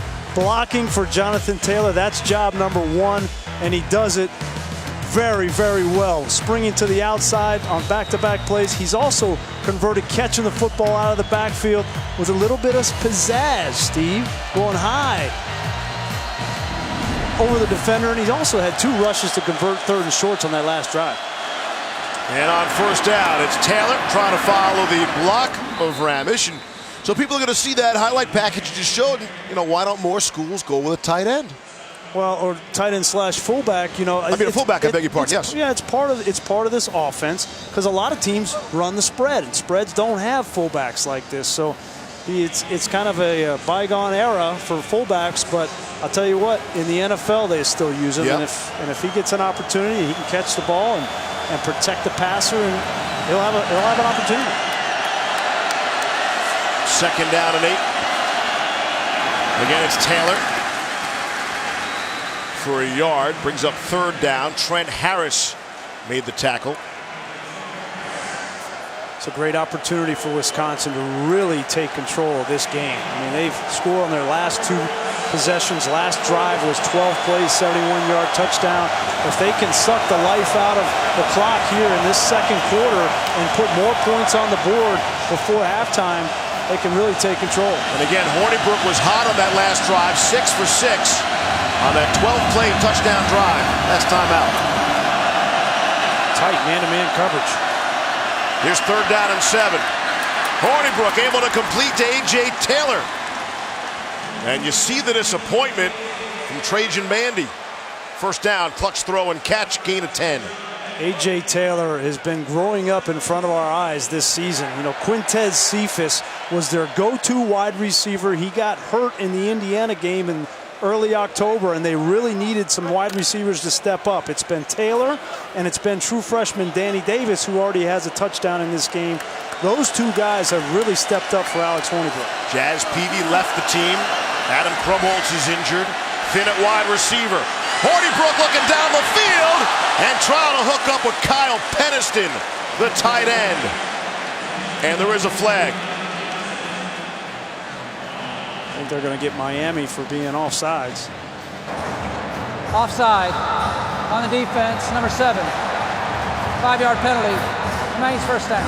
That's Kendrick Norton, one of their real physical tough guys in the middle of that defensive line. That's a missed opportunity for Wisconsin. Peniston should have come down with that football. That ball was well thrown and in the area of Peniston. Would have been a big gain for Wisconsin. He just kind of mistimed his jump, it looked like. And Hornibrook's been doing a good job, both with the silent count, the clap, and with the regular count under center of getting these defensive linemen to jump off sides today. Peniston had just 7 catches all season long, so they don't go to him often. It's Ibrahim, the ball carrier, on 1st down and 5, and we still await Troy Fumagali's first catch of the game. Well, you know, I watched the tape of the Michigan game, the Big Ten championship game, and Troy just didn't look the same. He didn't look like he had the same burst off the line of scrimmage, separation against man-to-man coverage. And I know he's been struggling with some injuries. He had a hamstring earlier in the year, and then he's been dealing with an abdominal injury through camp here. So he just hasn't been healthy. 2nd down and 3. Hornibrook on the inside slant to Danny Davis. His second grab, the first went for 6 and a touchdown. And they'll move the chains, and the clock will wind, coming up on 90 seconds left in the half. Wisconsin has 2 timeouts left. That's a gain of 14. I think if you're Alex Hornibrook and if you're Paul Chryst, take your time. There's no reason to rush here. You don't want to leave any time on the clock for Miami. You've got your 2 timeouts at the 30-yard line with a 1st down. Plenty of time. And Wisconsin has converted their last 5 3rd down attempts. The ball at the 30 of Miami. Wisconsin up 3 and looking for more, and that's not going to help their cause. Sheldrick Redwine came up to make the stop. After you have a negative run on 1st down here, you need to get a little bit of tempo. Yeah, they're not going to huddle. They're going to get right up there. They can't afford to go back in the huddle after that play. Loss of 1 on the play. 45 seconds left in the half. Hornibrook throwing in a double coverage. A.J. Taylor had plenty of company. 3rd and 11. And Hornibrook was lucky to get that one back. He threw it so far down the field, nobody could get it. It was ill-advised. Now you bring up a 3rd down situation here, and I think what Paul Chryst is going to tell Alex Hornibrook is, listen, we got 3 points in our pocket. Don't do anything stupid here. Don't force the ball 11 yards down the field just to try to get a 1st down and risk turning the football over. So Wisconsin's been great on 3rd down, but this is 3rd and 11. That's a different kind of category. Instant pressure on Hornibrook. Gets the ball away and complete to Kendrick Pryor. Down to the 10-yard line.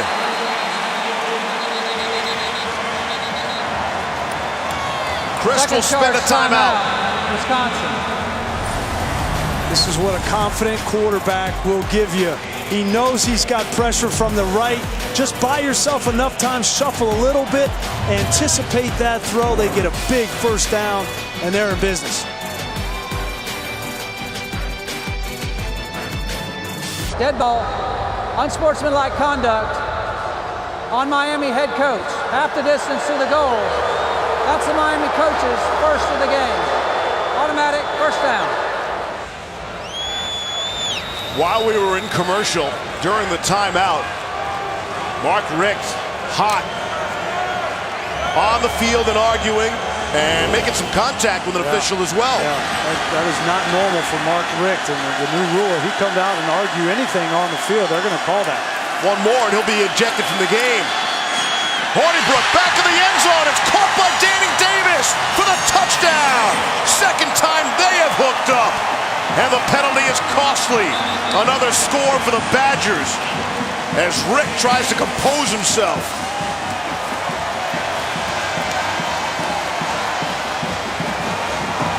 Third straight touchdown by Wisconsin. What an answer by the Badgers. You know, all the momentum was with Miami in the 1st quarter. They scored 2 touchdowns in the 1st quarter, and we're wondering if Wisconsin is sleepwalking through the first part of this game, and they have answered with 21 and unanswered here in the 2nd quarter. What an unbelievable throw this was from Alex Hornibrook. Had to feather it over 2 Miami defenders in the back of the end zone. You're seeing a confident player in Alex Hornibrook right here. A lot of crossers in the middle of the field. Right there. 2 guys. That is not easy to do. A lot of traffic in there, and to feather that thing over with touch, it's as good as it gets from the quarterback. And we're still wondering exactly what set off Mark Richt. And Molly's going to talk to Coach Richt, or at least is scheduled to talk to Coach Richt, on the way to the locker room at halftime, which is 28 seconds away. What an answer when Miami had the place rolling and the game going on and up 14-3. 3 unanswered touchdowns by the 6th-ranked Badgers. And all of a sudden, Alex Hornibrook is the hottest quarterback in America. He's completed 10 for his last 11 for 3 scores. Good for him. Good for him. The game against Ohio State was not pretty for Alex Hornibrook, and he almost had an opportunity to bring it back in the end, but the first 3 quarters were abysmal. He's come out ready to play in this game. See how Miami plays this. Trailing by 10, they have all 3 timeouts. Here's Jeff Thomas. Spun around, will stay inbounds and be dropped at the 22-yard line. 20 seconds left in the half. And again, the Hurricanes have all 3 timeouts. I'm not sure Miami knows what hit him. Well, I think that's what Mark Richt is reacting to more than anything. He's frustrated because he knew the most important thing he wanted to do early in this game was start fast, and they did that, up 14-3, and they've kind of lost control here in the second quarter. It's been part of his defense not being able to get off the field on 3rd down, and that has not been the MO for Miami this season. Their defense has been their strength. 20 seconds left in the half.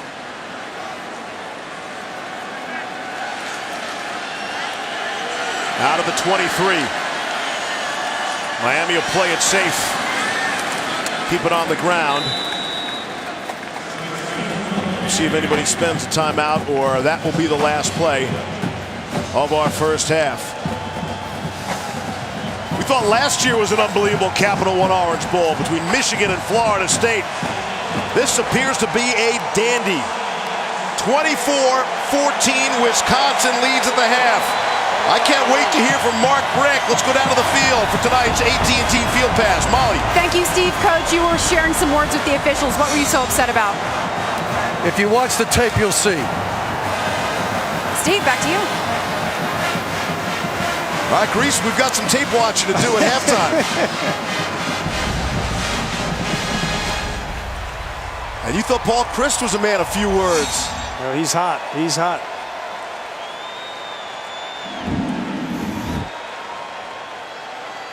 He'll be hot in the locker room too. You think this is something, yelling at the officials? Wait till he gets in front of the team. Pretty good grab of the arm as well there by the official. Rick was pushing his own people around. Fortunately for him, these bowl halftimes can be longer than during the regular season.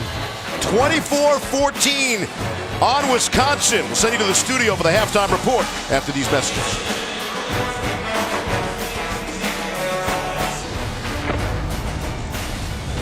You're watching the Capital One Orange Bowl.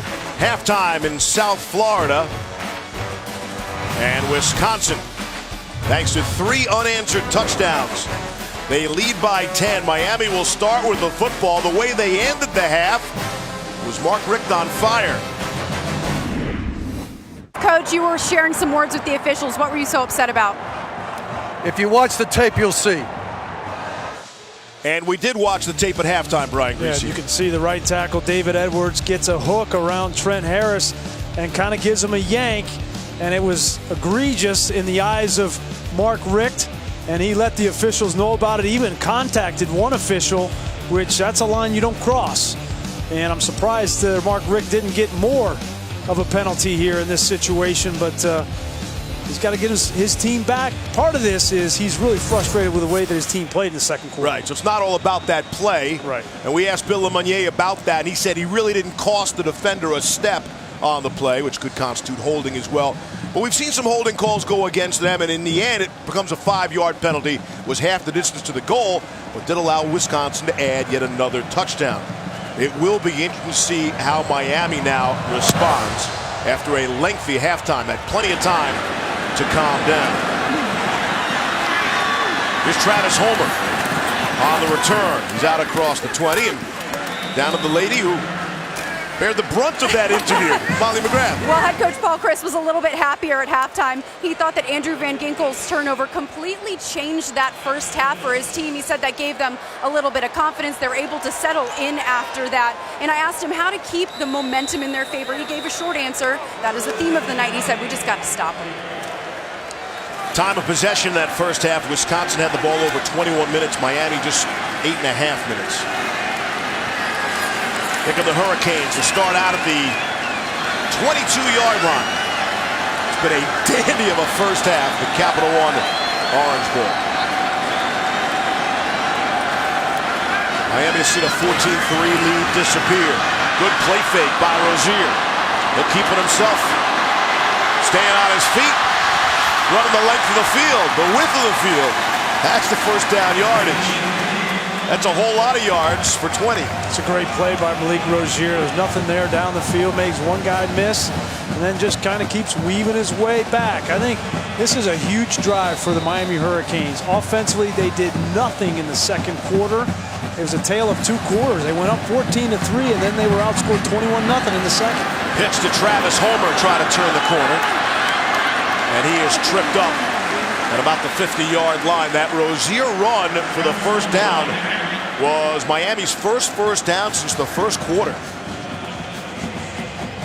think Mark Richt kind of settles himself down at halftime, and that's one of the challenges of being a head coach and having to kind of deal with the officials, but also be the play caller. Both of these head coaches do both duties, and it's pretty amazing that they're able to kind of compartmentalize and focus in those two areas in one game.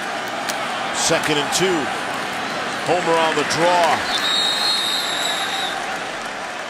They back to the line of scrimmage, bring up a 3rd down and 2. Ryan Connolly, one of the playmakers for that Wisconsin defense, made the stop. Had a team-high 80 tackles on the season. These 3rd and short situations have been an Achilles heel for the Miami offense all season long. They're one of the worst teams in college football in 3rd and short. It's because they haven't been able to run the ball with success. They're 0 for 3. They have not converted a 3rd down attempt tonight. Make it 0 for 4. Darrell Langham was the intended receiver. Put him in a punt situation, Todd. It really is amazing to me that one play can turn around the game the way the interception by Van Ginkel turned around the game. I mean, since then they've done nothing, the Hurricanes. 21-0 run for Wisconsin since that one play by number 17. Well, remember, Todd, that one of those touchdowns was because of the turnover in the first quarter from Wisconsin, so it was a short field. So this Miami offense has not been able to find their rhythm so far. It was Fiegels from his 40. Nick Nelson will run under it and called for a fair catch at the 13-yard line. And is this the turning point of the game? Or we were talking about this one after it's all over? There's Van Ginkel. Yeah, Malik Rozier thinks he's going to be on the ground, cut by the left tackle McDermott. So we've talked a lot about Van Ginkel. We've talked a lot about Malik Rozier, but we haven't really talked about Casey McDermott. He was the one that was not able to get his job done on that play and allowed Van Ginkel to make the interception. Van Ginkel also had a key sack in that first half. Making the plays on defense. Now we'll see what they do on offense. Trying to add to a 10-point lead. Jonathan Taylor at 85 yards and counting. Able to squeeze ahead for 5 on the play. In case you're just joining us, earlier Taylor passed both Ron Dane and Adrian Peterson, the all-time FBS mark for most yards in a single season by a freshman. And here's a little bit of what Alex Hornibrook did in the first half. Great pocket to throw from, accurate balls down the field against tight man-to-man coverage. The story of this game, the biggest surprise in this game has been the Wisconsin wide receivers have been able to make plays against tight man-to-man. Even without Quintez Cephas, Danny Davis and A.J. Taylor have been up to snuff. 2nd down and 6. A couple. Really, I'm just going to echo what you said, Brian. The whole first half, that was the biggest shock. I mean, we thought with the inexperience of these receivers, the classic matchup we always talk about of the speed of Miami versus the big guys, the strength and power of Wisconsin. They've just been better and more athletic on the perimeter, the Badgers have. 3rd down and 3. Still waiting for Troy Fumagali's first reception. Wisconsin converted their last 5 3rd down attempts. Not going to be 6. Hornibrook is taken down. Dropped by Chad Thomas. Among the only senior starters on that Canes defense. Yeah, look at this stance from Chad Thomas. He looks like a spider out there on the end of the line of scrimmage. And I'll tell you what, David Edwards has had a tough game. I mean, he has not been able to handle whether it's been Thomas, Trent Harris, we just saw. He could have got called for a holding call. He has really struggled in this game. First sack of the game by Miami. Braxton Berrios running up. And Miami will take over, trailing by 10 on the Wisconsin side of the field. Early 3rd quarter, Capital One Orange Bowl in South Florida.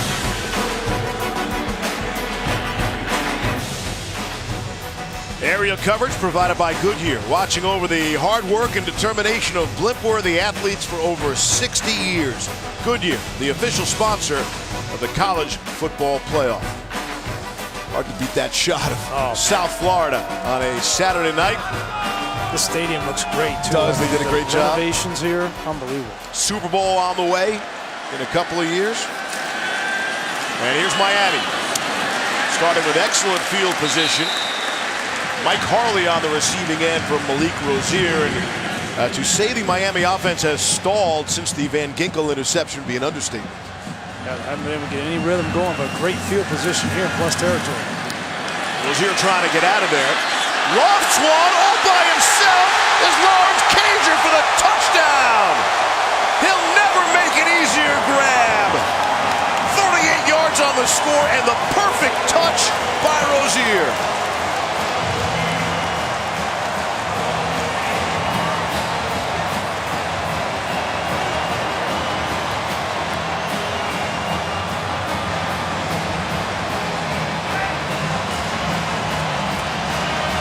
Just the answer that Miami needed, right? You know they got an earful at halftime from Mark Richt and how hot he was going into the locker room. And the first drive they kind of stalled there, but great job of keeping the eyes downfield by Malik Rozier, and Cager came wide open. Yeah, I'm sure Rick wasn't only angry with the officials, he was disappointed in the way his team had played in that first half. It's a great job, though, here. Here's where the read is, Steve. You're going to read the curl flat up here. That's the first read. But watch what happens here as Malik Rozier is looking over there, nothing there, nothing there. Now he escapes, but look at his head. Keeps his head downfield, and that's what opens up the big play. It's a great job of keeping your eyes down the field and then Cager uncovering for the big play. The last 2 touchdowns in this game from Miami have both been on 2-play drives. Quick strike offense. Starting with great field position, both times starting on the Wisconsin side of the field, leading to the scores. Todd. That's a great job by Cager, too. It's called scramble rules. When you're in a situation where the initial play is broken down, like Brian just walked you through, and you've got to, at that point, work back to your quarterback, or you've got to give him an opportunity and a window to throw. Cager was KG in deciding to get deep, and it's a good thing Rozier saw him. Cager, 2 touchdowns on the season. Picks up 1 here in the Capital One Bowl playoff game. And it's a field goal game right now. Latrell Jamerson from his goal line. Cut it up out to the 20-yard line. The touchdown pass, and it was a beauty of a throw, is a significant touchdown pass. Malik Rozier breaks Vinny Testaverde's 1986 school record for total touchdowns responsible, pass and rush. And of course, Vinny went on to win the Heisman Trophy that season. It's been an unbelievable season for Malik Rozier, right? You start out 10-0, starting quarterback in your first season, everything's going great, and then you get pulled from the Pittsburgh game. Proud of him the way he's come back and played in this game. Check the Wisconsin answer, nearly intercepted. Shaquille Quarterman nearly wore the turnover chain. Wisconsin catches a big break. This would have been an unbelievable interception from Shaq Quarterman. But we've seen Miami make these kinds of plays all season long. And Hornibrook trying to fit that one in there. They've run slant after slant after slant in the first half. Great adjustment by Manny Diaz and Shaq Quarterman to start biting on some of those. Second down and 10. Roshek in there as the setback. And they hand it to him. His second carry. No gain. Michael Pickney on the stop. There's momentum out there to be seized, right? You get a big play offensively, broken play, touchdown, almost had an interception. I think this Miami team, and specifically this defense under Manny Diaz, understands they've grabbed momentum all season long, and it's their opportunity right here to get a stop and get the ball back to their offense. Third down and 10. Sure feels like a Miami home game right now.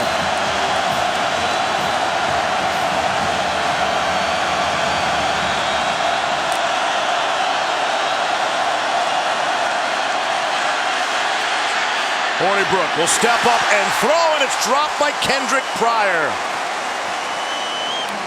And Miami will get off the field. Consecutive 3 and outs now for Wisconsin.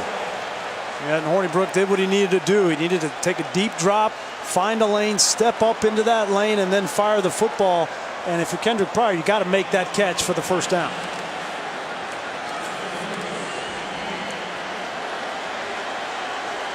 Here's Anthony Lottie, just a 32-yard punt his last time out. He'll boot this away from his own 10. Braxton Berrios a call for the fair catch. And Miami will start at their own 40 after the 39-yard punt.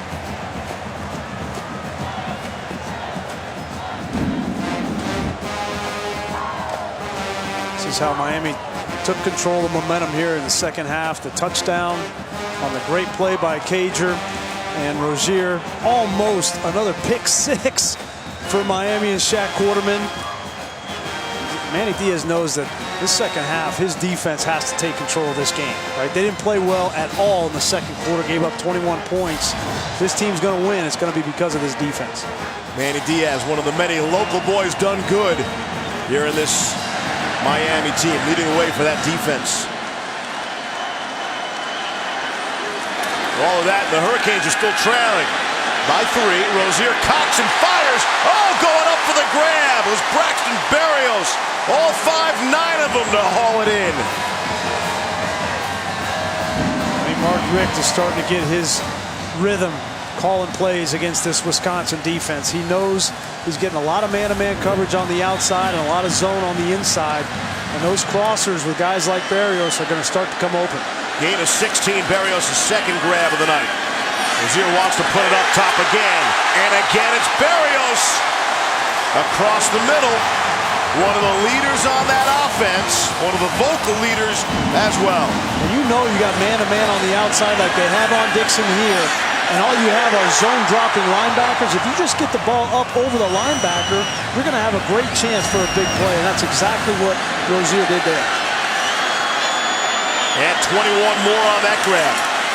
Rozier to throw again. Why not? End zone, jump ball. And over the head of Darrell Langham. Derek Tyndall on the coverage. Molly. Quarterman with that near interception. He came back to the sideline. His teammates, including Michael Pickney, made him do 6 push-ups to count for the 6 points he did not get by taking that back to the house. So the energy is picking up over here on Miami's sideline, Steve. 6? You're going to multiply that by 10 or something. He's too big a guy. He's 60. Are you going to give him a pick 6 on that? I thought he should have made the pick, but I thought he would have gone down to the ground. You think he would have run that back too? Good athlete. That would have been something. Here's Rozier. They abandon the running game and intercepted. It's Derek Tyndall. The local product from Fort Lauderdale comes home in front of 70 friends and family in the building, makes the interception in the end zone. Rozier wanted Cager again. And he had Cager. He had him open for a split second. And if he would have thrown this ball on time, Steve, it would have been a touchdown. Go ahead and roll it, guys. You're going to see Cager come from the right side, play action, This ball needs to be thrown now. It's too late. The ball needs to be thrown right here because Cager is open. He waits and double pumps it and allows Tyndall to come back underneath. And Tyndall's too good of a player not to get that kind of makeup speed. Oh, Tyndall got away with a little tug there. It looked like he got a tug on the back of Cager. Mark Richt's not going to be happy about that call either. I don't think he saw it. Second interception thrown by Rozier. Just a turnover without the chain. Flip it to Taylor. The crash forward for 3. And Grease, I thought Miami got greedy there a little. They abandoned the running game altogether. Every play was pass, pass, pass. Well, they got in a rhythm. Let's take another look at this Tyndall, the hold on the back. Yeah, he definitely grabs those pants. That's a missed call. And that definitely affected the outcome of that play and allowed him to come back and make that interception. It's unfortunate. Second down and 8. From the 22. Hornibrook. Inside slant. Danny Davis has become his favorite target. It's their first down of the half after the gain of 13. I did not expect these offenses to play this well in this game.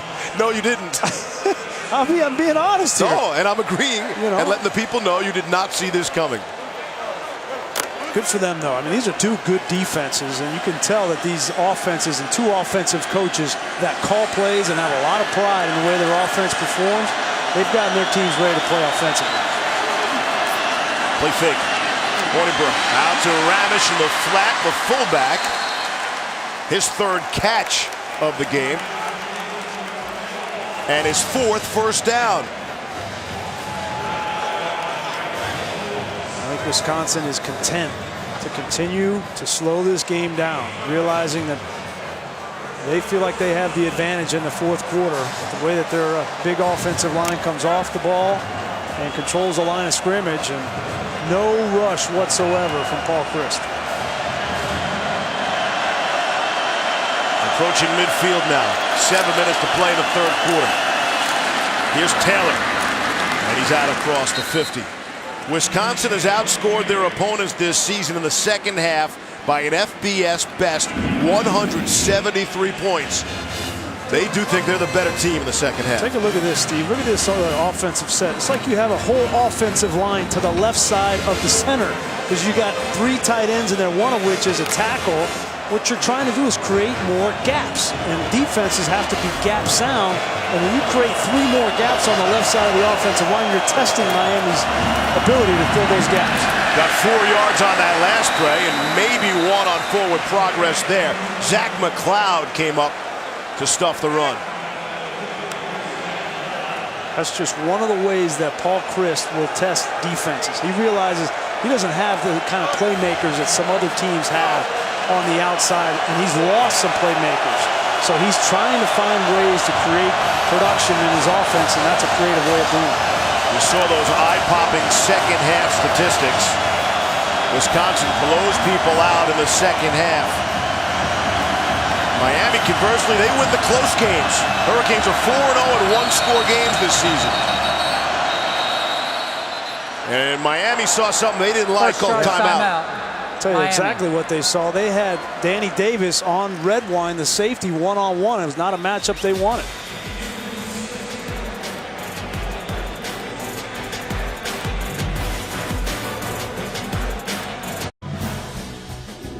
The Capital One Orange Bowl, brought to you by the Quicksilver Card from Capital One. Earn unlimited 1.5% cash back every purchase, everywhere. Taco Bell, where you can experience the power of the dollar. Ford, going further so you can. And IBM, you, powered by data, knowledge, insight. That's you to the power of IBM. One of the crowning postseason achievements in Wisconsin's outstanding program history, the back-to-back wins in the 99 and 2000 Rose Bowl. Ron Dayne leading the way, the only Big Ten player in Rose Bowl history to repeat as the game's MVP, went on to win the Heisman Trophy in 1999. So Miami spends a timeout. Huge play here. See the value of that after this play. I want to think about using your hard count here if you're Alex Hornibrook too. 3rd down 5, you get a first down for free. Hornibrook all by himself in the backfield. Rushing 4. Hornibrook will throw on the run, and it's caught by A.J. Taylor. He paid the price and made the first down grab. Cannot tell you how impressive A.J. Taylor has been in this game. Felt like Hornibrook could have run for the first down here, Steve, but he decides to pull the trigger. That's a dangerous pass, and he knows he's going to get hit by Jaquan Johnson. And time after time, especially on 3rd down in tight coverage, Taylor's been up to task. Gain of 18 on the play for the first down. See, Taylor's had himself quite a night. Wisconsin has 2 fullbacks in there, not just Ramish, but Alec Ingold checks in. And Hornibrook doesn't want to give it to any of them. Now a throw. Down the middle of the field, it's up and dropped. Troy Fumagalli had it in his hands. Would have been a terrific catch in double coverage at the goal line. You got to give credit to Darian Owens, a backup will linebacker. There he is right here. Watch what's going to happen. You're going to have Fumagalli come like this, almost like a naked, and then he goes up the seam, and Owens does not lose sight of him, and at the very last minute is able to get his hand up there and prevent that touchdown. And that's a great ball by Hornibrook. He put that in the only spot available to his tight end. And I think 9 out of 10 times Fumagalli comes down with that. Here's 2nd and 10. On the ground. Chris Channing stuffed in the backfield for a loss. Chad Thomas makes the play. Chad Thomas is tough. I mean, he's 6'6", 275 pounds. Nobody even touches him there. He's just got too much speed. I know Todd's got him on his big board. Going to be one of the early guys that come off the board for this Miami Hurricanes defense in the NFL draft. Thomas, they say, has really improved against the run. You saw that on that play. Here's 3rd and 11.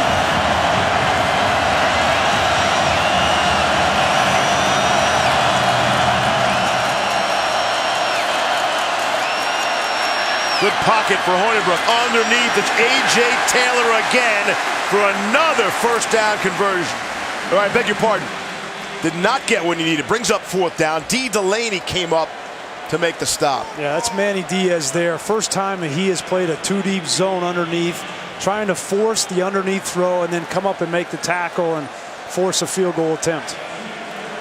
Rafael Gaglianone has this in his bag. This will be a 47-yard field goal attempt. He's already hit from 35. On the way. And plenty good.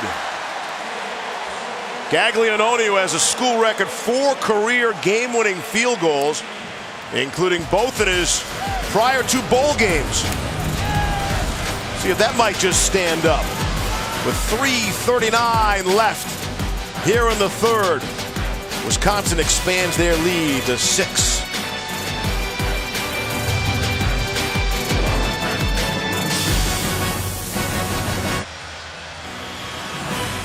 Wisconsin fans here, they're jumping around, and we're not even at the end of the 3rd quarter. New Year's Day, we'll have the college football playoff semifinals for you on ESPN.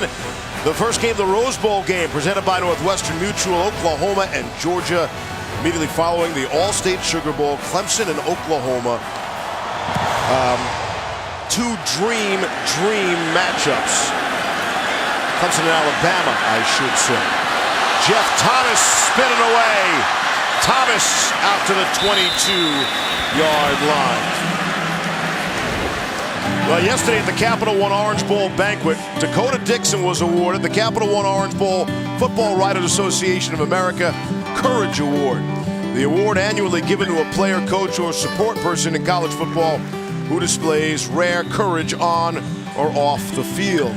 He was totally surprised. And then maybe he even surprised his birth mom. He hadn't seen his mom in over 15 years, and on Christmas Day following practice, he made the trip and went to find her with the assistance of his 2 sisters.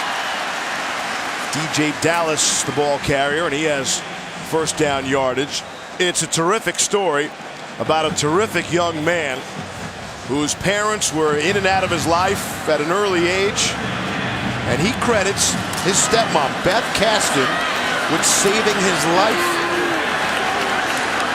And the beautiful part of the story is, if Wisconsin is playing anywhere else, any other bowl game, he's not going to find her. Maybe not, sometime after the season, but because it was here in Miami, near where he lived the first 7 years of his life, he was able to go seek out, have a beautiful reunion. DJ Dallas now out of the Wildcat. We saw a lot of that in the first half. When I first read that story this week, and then I heard him talk and how much it meant to Dakota Dixon to go back and see his mom. He hadn't seen her since he was 7 years old. It really grabbed me, and we talked about Braxton Berrios in the first half. We're talking about Dakota Dixon here.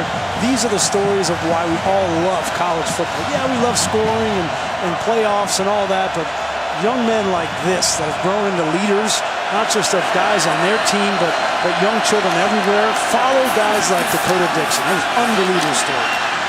Third down and 10. It's knocked away. Ryan Connolly got a hand in the way. Bring up a fourth down in a punting situation.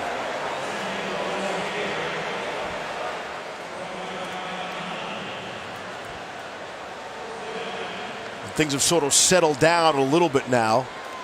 Wisconsin on their drive used over 5 minutes in the clock to add that field goal to give them a 7-point lead. There's Zach Fiegels. That's Jeff's kid. Back at the 20-yard line. He had some late pressure.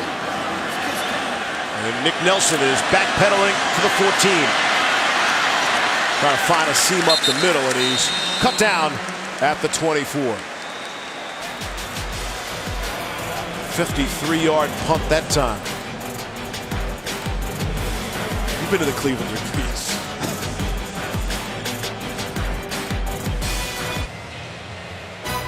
Hey, this has been a whole lot of fun, and we anticipate more on the way on Monday, on New Year's Day. You're shaking off New Year's Eve, you put on the television. Check out the Outback Bowl, Michigan and South Carolina.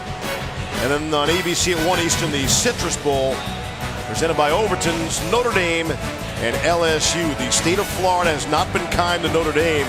The Irish have lost their last 5 games in the Sunshine State. Of course, they lost here by a few points, Grease, 41-8. That's when college football flipped out and said the U and the swag, it's all back. There's Jonathan Taylor on the ground.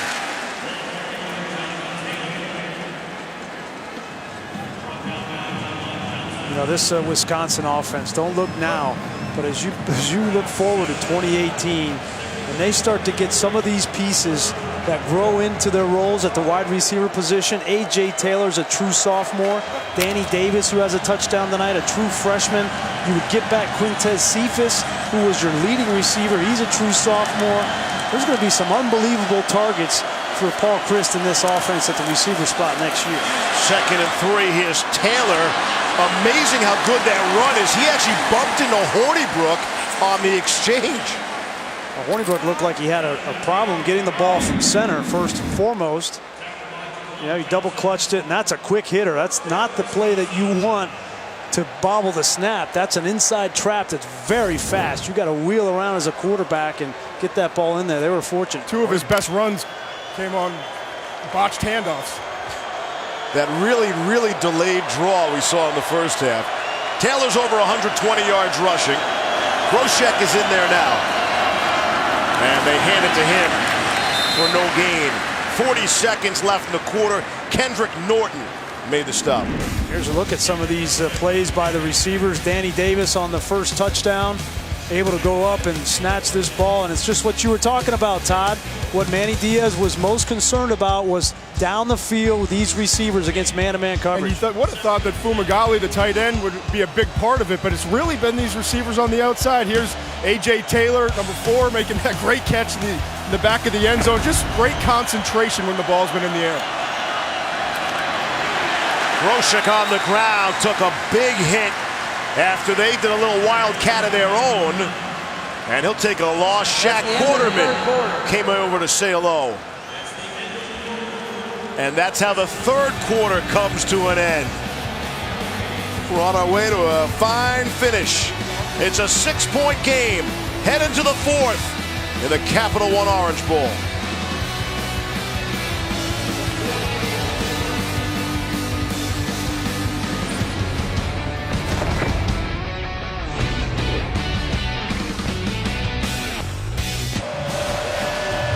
You're watching the Capital One Orange Bowl. Steve Levy along with Brian Greasy, Todd McShay, the usual cast. Great to have Molly McGrath along the way. We welcome you all to the fourth quarter. The Capital One Orange Bowl from Miami. In a 6-point game. Badgers lead with the football. Come back for 3rd and 11. Hornibrook to throw down the sideline. Could not connect with Danny Davis. Some real good coverage there by D. Delaney, taking the proper angle. Alex Hornibrook realizes he has a problem on the right side of his offensive line. David Edwards is out of this game. He has been hurt, and Trent Harris is coming after the right tackle, and Hornibrook just doesn't have any time to throw the football. Lottie's back to punt. Out at the 30-yard line.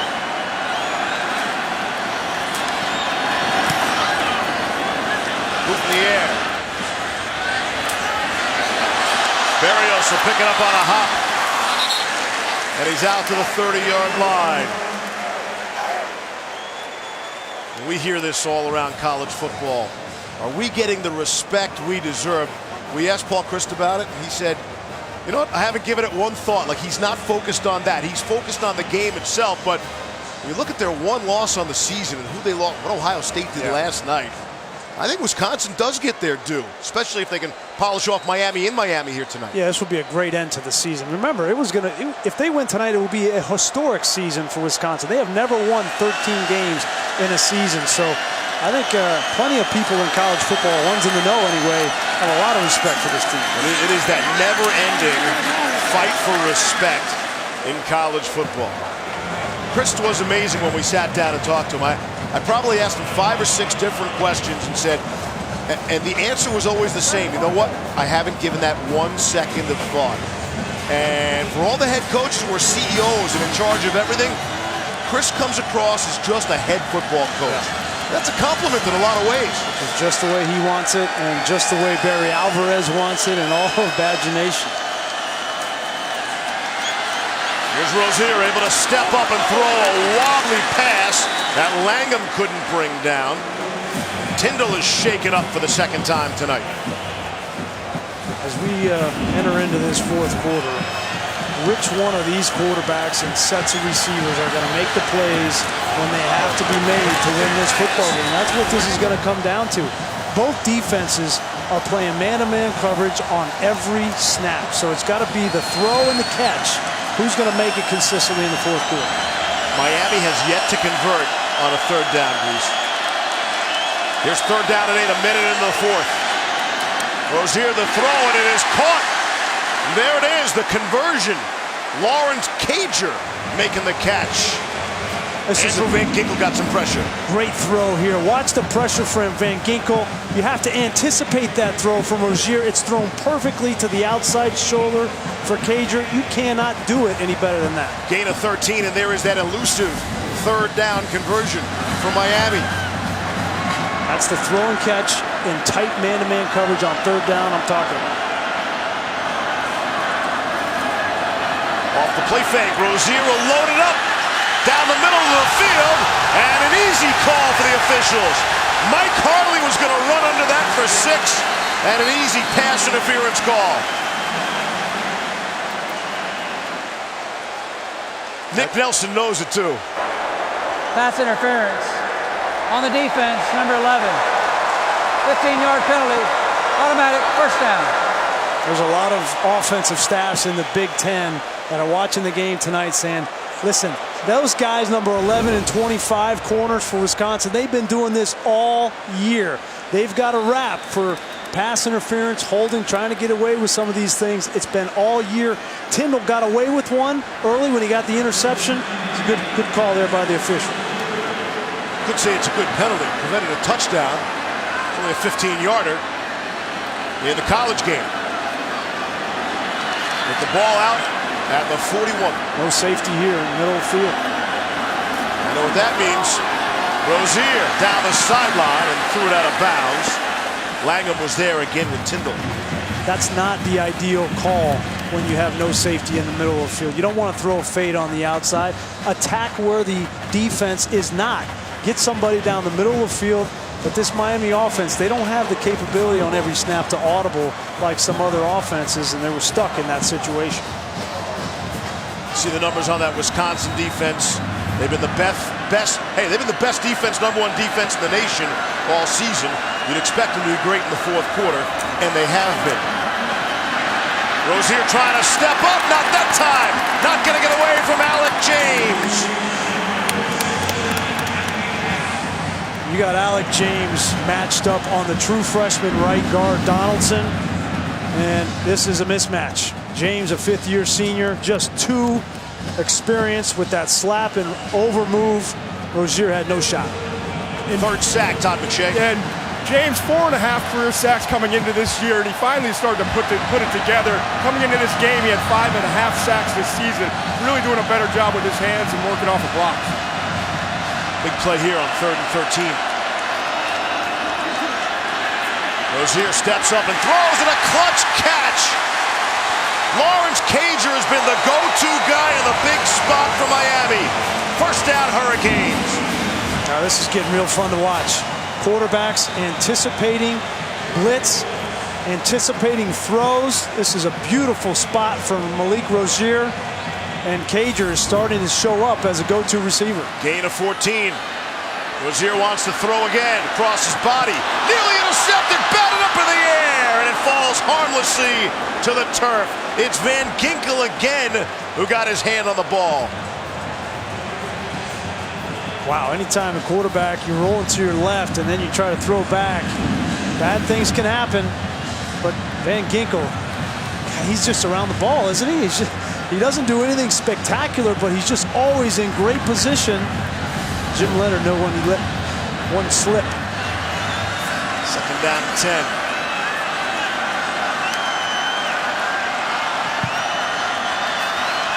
Again, Miami to throw. Short one across the middle is caught. Forward progress will make it a short gain. That's Michael Irvin. Yes, the son of the Pro Football Hall of Famer. His first grab. Third down is Braxton Berrios down. This is where they try to get him matched up. Let's see what Jim Leonard decides to do, who he's going to match up. Right now is Dakota Dixon walking over him in the slot, which tells me a zone is coming because he doesn't want to leave Dixon one-on-one in man coverage. Converted the last time for the first time. Ball is batted up in the air. Knocked away. Isaiah Loudermilk makes the score sheet with a big play. Batting that ball away. Great job from Loudermilk. Got 6'7". He gets up and bats this football. If he doesn't get a hand there, you can see the ball's going to Berrios. He's right out there. He's going to be wide open. That was the zone, and Berrios knew it. Loudermilk saved the first down. Loudermilk, one of the players who really benefited from the time between games, having nearly a full month. Here's Michael Bagley for 41 yards away to make it a 3-point game on the way. And Bagley drills that one through. 11:34 to play here in the fourth. Badgers by just 3.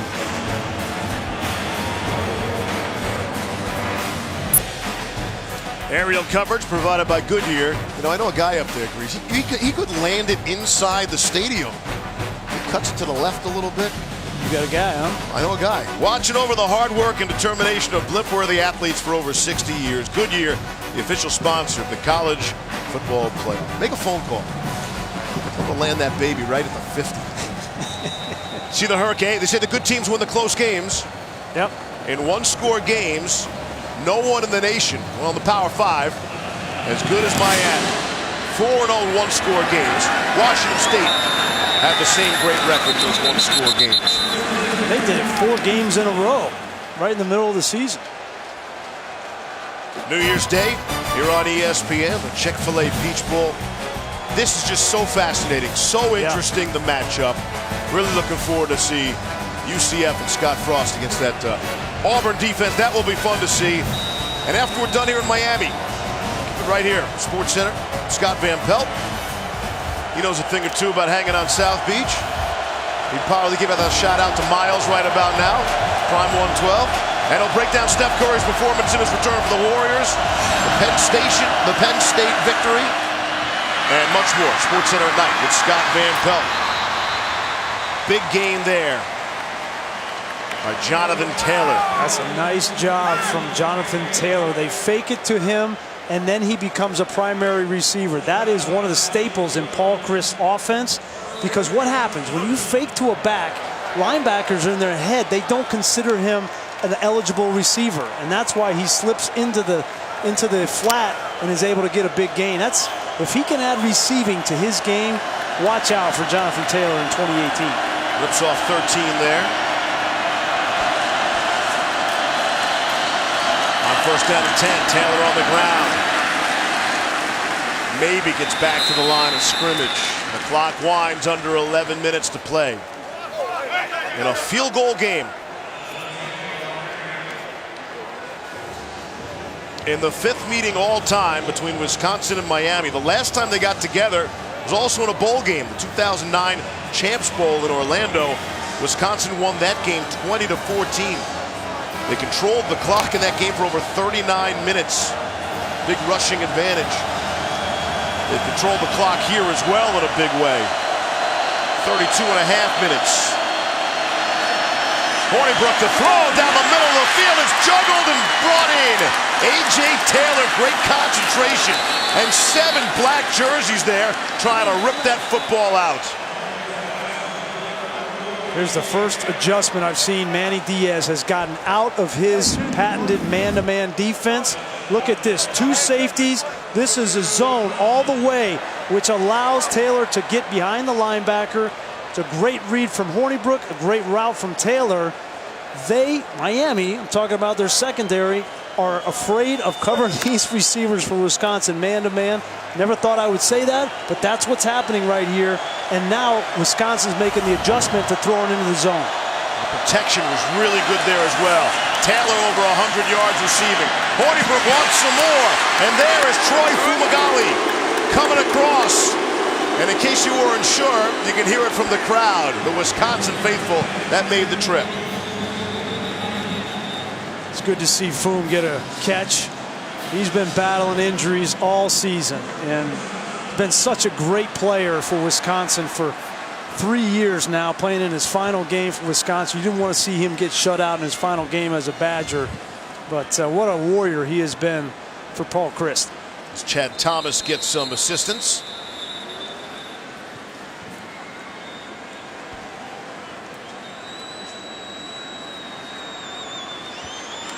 Fumagalli is such a great receiver. It's well known.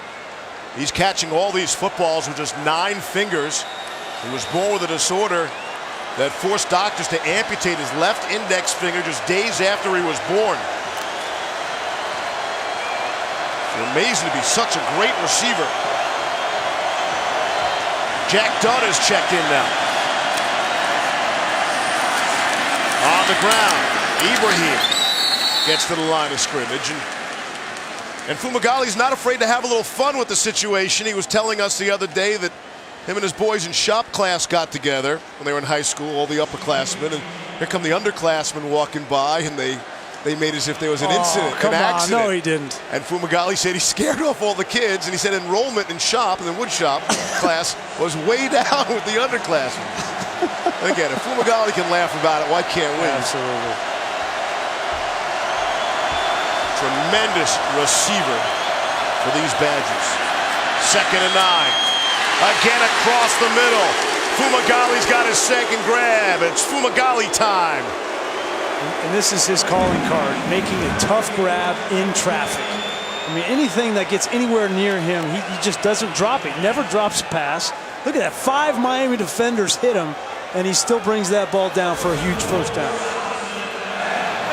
Todd, NFL playing on Sundays? No question. I think one of the top 5 or 6 tight ends drafted in this year's class. The irony of it all is his ball skills is his best trait. I mean, he's not great at separating. He's not the biggest, strongest blocker, but he catches just about everything in his zip code.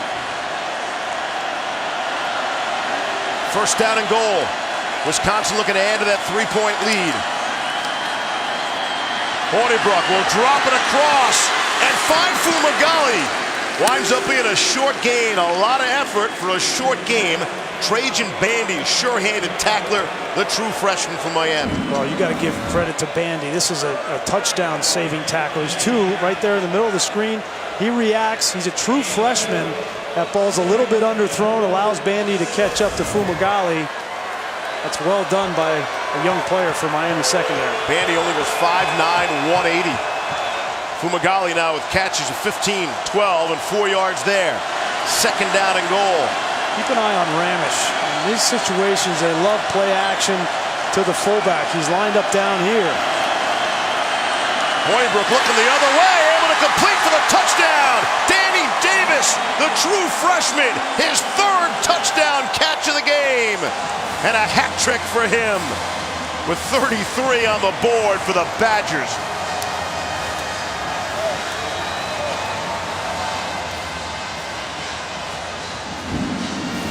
Been all that they've done here inside the red zone to throw the fade.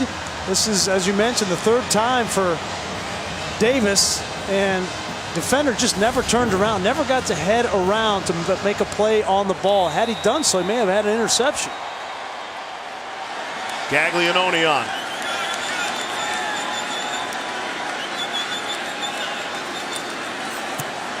It's a 10-point game again.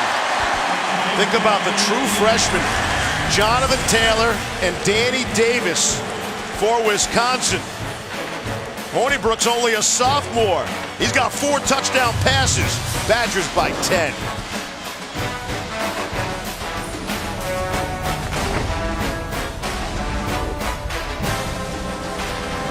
The Capital One Orange Bowl, brought to you by the Capital One Venture Card. Earn unlimited double miles on every purchase every day. The all-new Accord from Honda. AT&T. And Gatorade Thirst Quencher, the proven sports fuel. Playing in their 2nd ever Orange Bowl in 1946, the Hurricanes defeated Holy Cross 13-6. With 15 seconds left, the game was tied at 6. Unwilling to settle for a tie, Holy Cross head coach Don DeGrossa called for a forward pass. Al Hudson picked it off and ran it 89 yards for the game-winning touchdown. And that inspired the first ever turnover chain back in 1946. They didn't even call it a pick 6 back then, right? That's relatively new also. What a turnover chain looked like in 1946. Down to Molly. Yeah, Steve, Alex Hornibrook is as cool as a cucumber. After that Danny Davis touchdown, he came over to the sideline. He was dancing with Jonathan Taylor. They both started hitting Hornibrook. He looked at them deadpan, didn't even crack a smile, shook his head, took a sip of water, and then just looked back down at the ground. So he doesn't get too high, he doesn't get too low, perhaps a reason for his success. And that's really helped with all the interceptions he has thrown to stay even-keeled. And he's done a good job with that. He was 5 for 5 on that last touchdown drive. 4 touchdown passes here, ties the Orange Bowl record. And the biggest thing with Hornibrook, he has not thrown an interception here tonight. Travis Homer able to pick up. He hasn't missed a lot of throws at all tonight. There was a little bit of a shaky start in the first quarter, but after that, Alex has been on point. You know, he's trying to redeem himself after that tough Big Ten championship game, just like Malik Rozier. Here's Homer on the ground for the first down. I would say the biggest difference, though, is he's had time to throw the football. His offensive line has played much better tonight against a good Miami defensive front, much better than they did against that Ohio State defense, obviously, which most offensive lines are going to struggle against Bosa and company. 7 minutes left. Canes down 10. Rozier, plenty of time to throw. Left one, got a man middle of the field. Jeff Thomas, did he bring it down? He did. Derek Tyndall, it's about as good as coverage as you can have. Jeff Thomas, true freshman, true concentration. Look at this speed from number 4. I mean, Derek Tyndall can run, and Jeff Thomas just ran right by him. Talking with Mark Richt yesterday, he said Jeff Thomas is the one player on our offense that you're going to notice a huge difference in speed against a Wisconsin team. And Jeff Thomas is only a true freshman, makes a huge play. Is that the route you're looking for, Greasy, against no high safety? Absolutely, right in the middle of the field. 48 yards, first catch of the game for Thomas. And Tyndall's had a rough night. It's about the 3rd time he's needed to be attended to.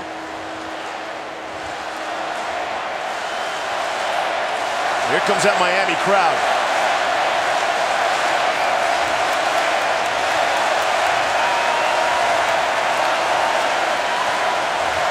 This is an opportunity for Mark Richt to grab his quarterback over here in the huddle as they look at Derek Tyndall and kind of give him an assessment of the situation.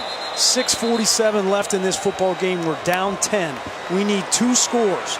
Okay, so if you have it right here, take it. Shoot it to the end zone. If it's not there, then be smart with the football because we need a field goal anyway. Okay, so taking them through that whole scenario right now on the sideline. First down and goal. Ball at the 10. Rozier on a quarterback draw. Gets a couple. Ryan Connolly met him face on. Clock winds, 6.5 to go. That was an outstanding play by Ryan Connolly. There were 2 offensive linemen assigned to him, and he split both of them and was able to get Malik Rozier on the ground. He was the only one left assigned to the quarterback. Miami still has 2 timeouts. Connolly's looking for more.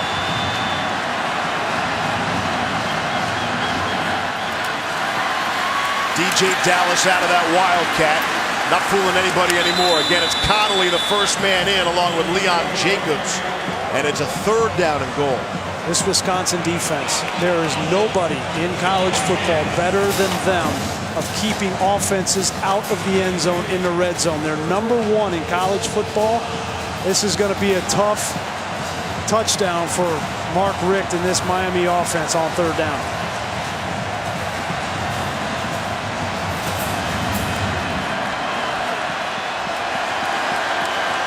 It's big play time.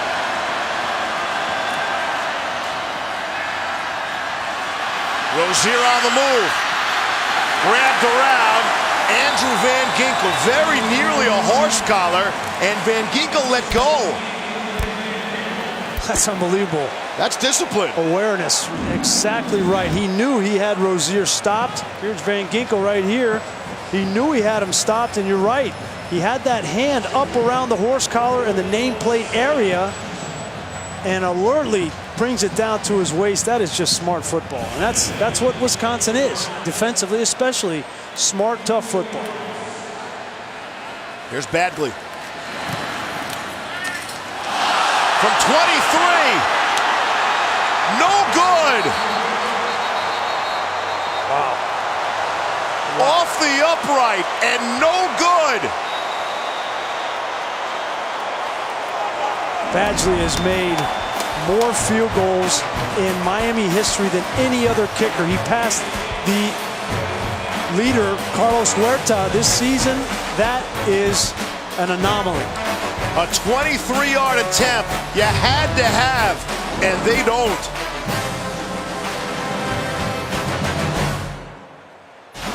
Stay tuned for the Florida State postgame. That's coming up immediately following this game. 4.5 minutes to play. And coming up after the game, stay tuned for the Capital One Orange Bowl MVP and trophy presentations. Reese just handed in his ballot. I assume you're speaking for me there as well? Yeah. And McShay? Yep. And McGrath? Yeah. Pretty much the whole team. Got it. Michael Badgley, they needed that field goal. Obviously in this 2-score game, you think you have that in the bank. Badgley's been so good. Second charge timeout, Miami. Made a Miami record 25 made field goals in 2015. Game clock operator, please reset the game clock. 76 made field goals in his career. His shortest miss this season was 42 yards away. Yeah. And he just missed from 23.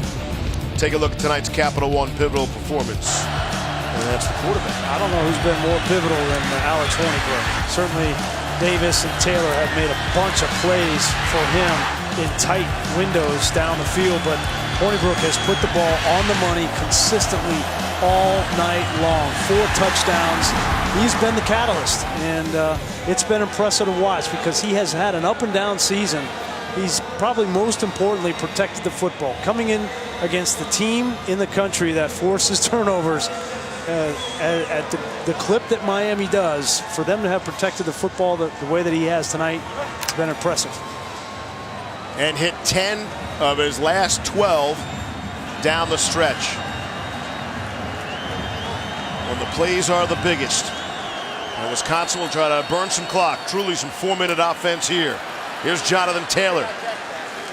Bring up a second down and short. Again, Miami has just 1 timeout left. They had to burn one earlier because they didn't have enough players on the field.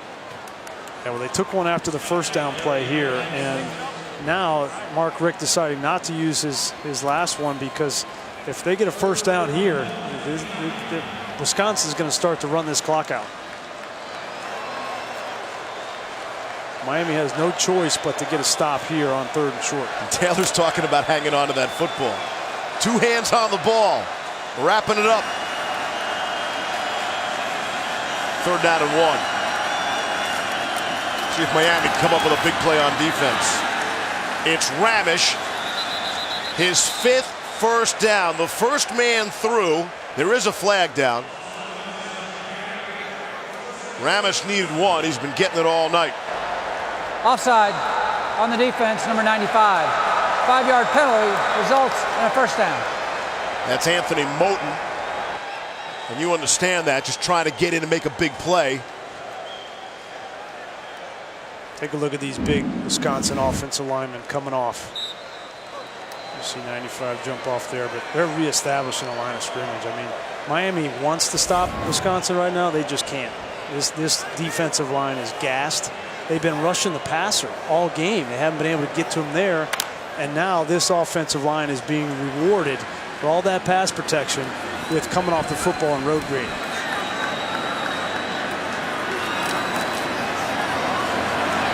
On the ground. 2 hands on the ball. That's Chris James.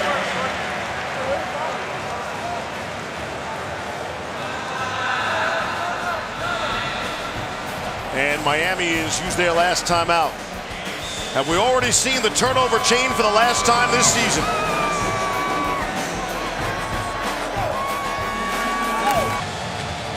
Back in South Florida, we're going to try to turn this stadium over pretty quickly. There'll be a lot of Buffalo Bills and Miami Dolphins fans in the building tomorrow.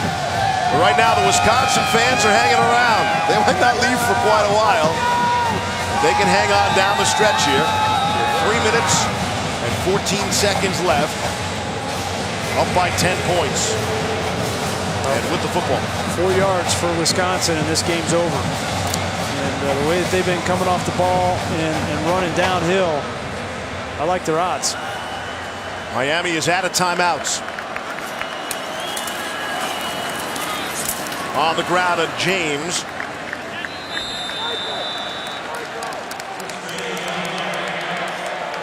Bring up a 3rd down.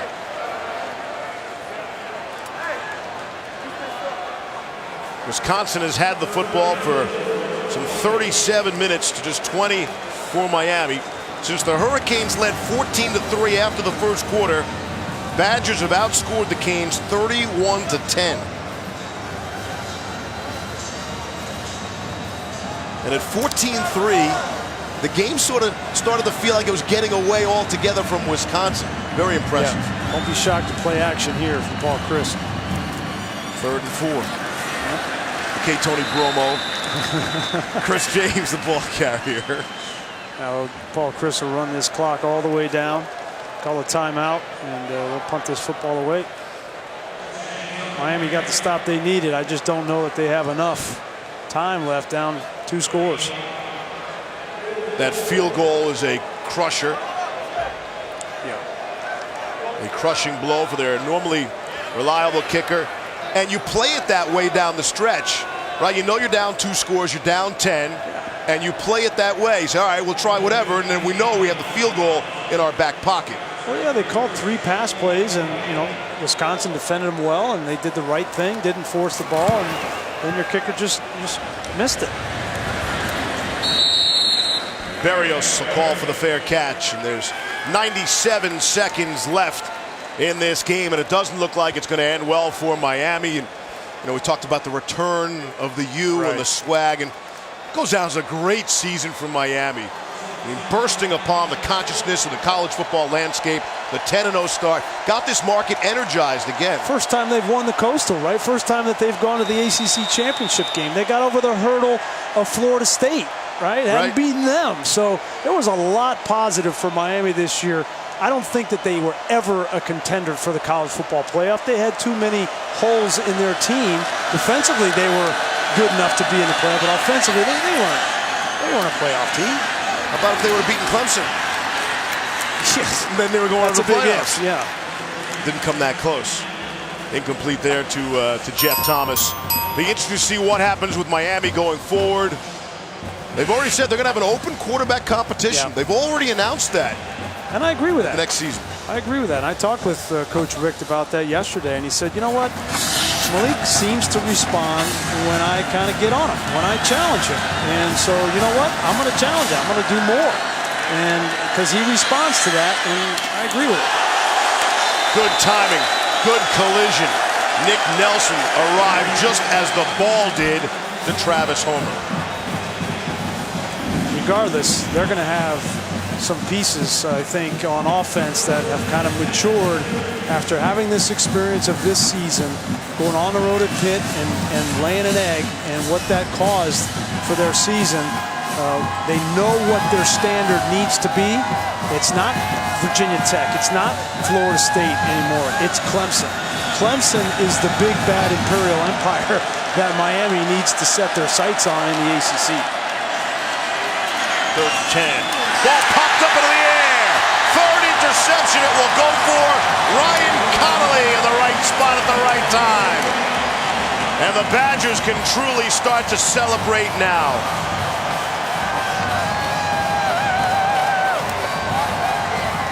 Third interception of the game coming off the arm of Malik Rozier. Yeah, and that'll be the stat line for Malik Rozier, but really only one of them is his fault. That's not his fault. Travis Homer, bats the ball up in the air. The first one to Van Ginkel, right? McDermott, the left tackle, doesn't get the cut. So I know everybody just looks at the stats, but Malik Rozier played a better game than what his stats will look like tonight. And again, for Miami, the storyline also, they have lived by the turnover. The turnover chain was a product of that, but they have lived by the turnover, and they were only able to turn Wisconsin over one time on their first defensive series. 70 seconds left. And what a year for Paul Chryst. I mean, they're going to look back on this season as record-setting. As a record-setting season, absolutely. They were 6 points shy of the college football playoff to a Ohio State team that we now know after watching last night, pretty good football team. And Paul Chryst has got a bunch of pieces to build around on offense for next season, evidenced by Danny Davis and A.J. Taylor and Alex Hornibrook. To me, in my mind, really made a statement tonight. Big Ten feeling pretty good about themselves. Man, 7-0. 7-0, it's left your Wolverines. Michigan against South Carolina, Monday in the Outback Bowl.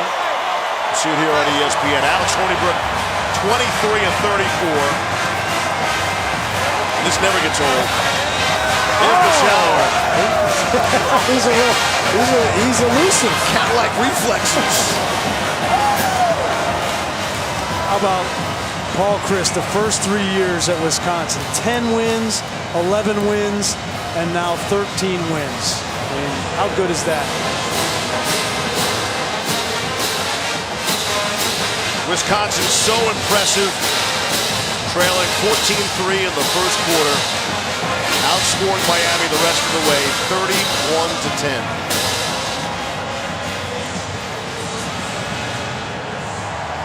We didn't talk much about that offensive line and their age, but that entire offensive line has the capability of coming back next season with Jonathan Taylor, Alex Hornibrook, and those bevy of wide receivers. They get Quintez Cephas back. There could be a great offense next year in Madison. And you never worry about the defense there.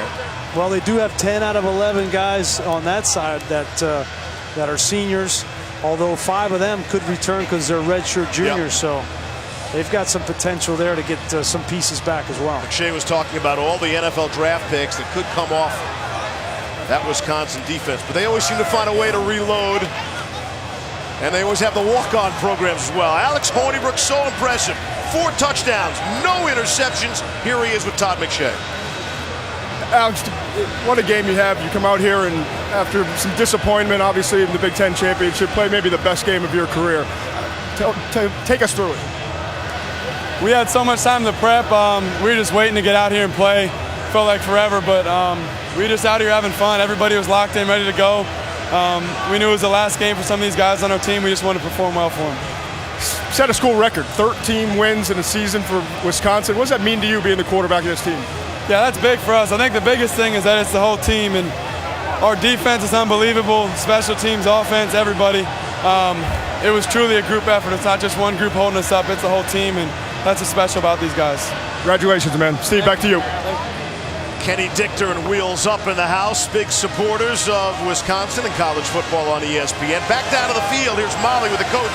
Thank you, Steve. Coach, Miami known for their turnover chain, but your defense was forcing turnovers tonight that absolutely changed the game. How did that spark your entire team?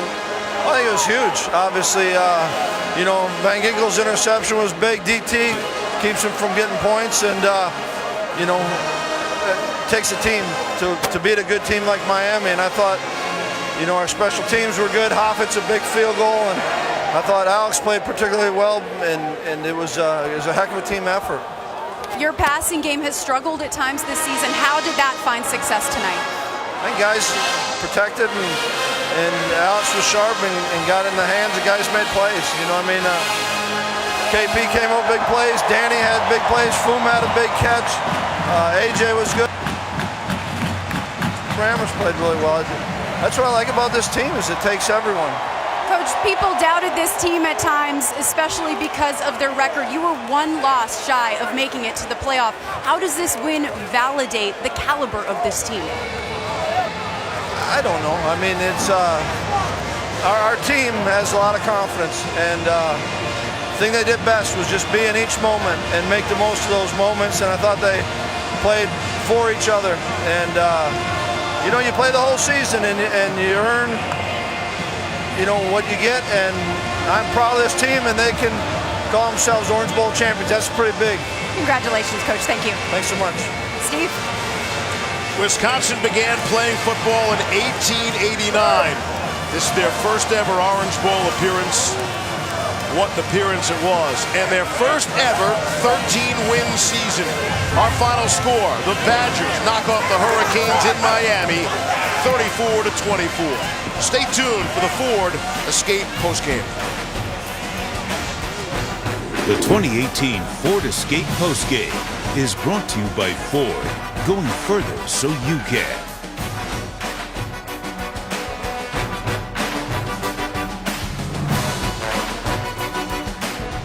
Welcome everyone to the Ford Escape postgame show. Back here at Hard Rock Stadium in South Florida.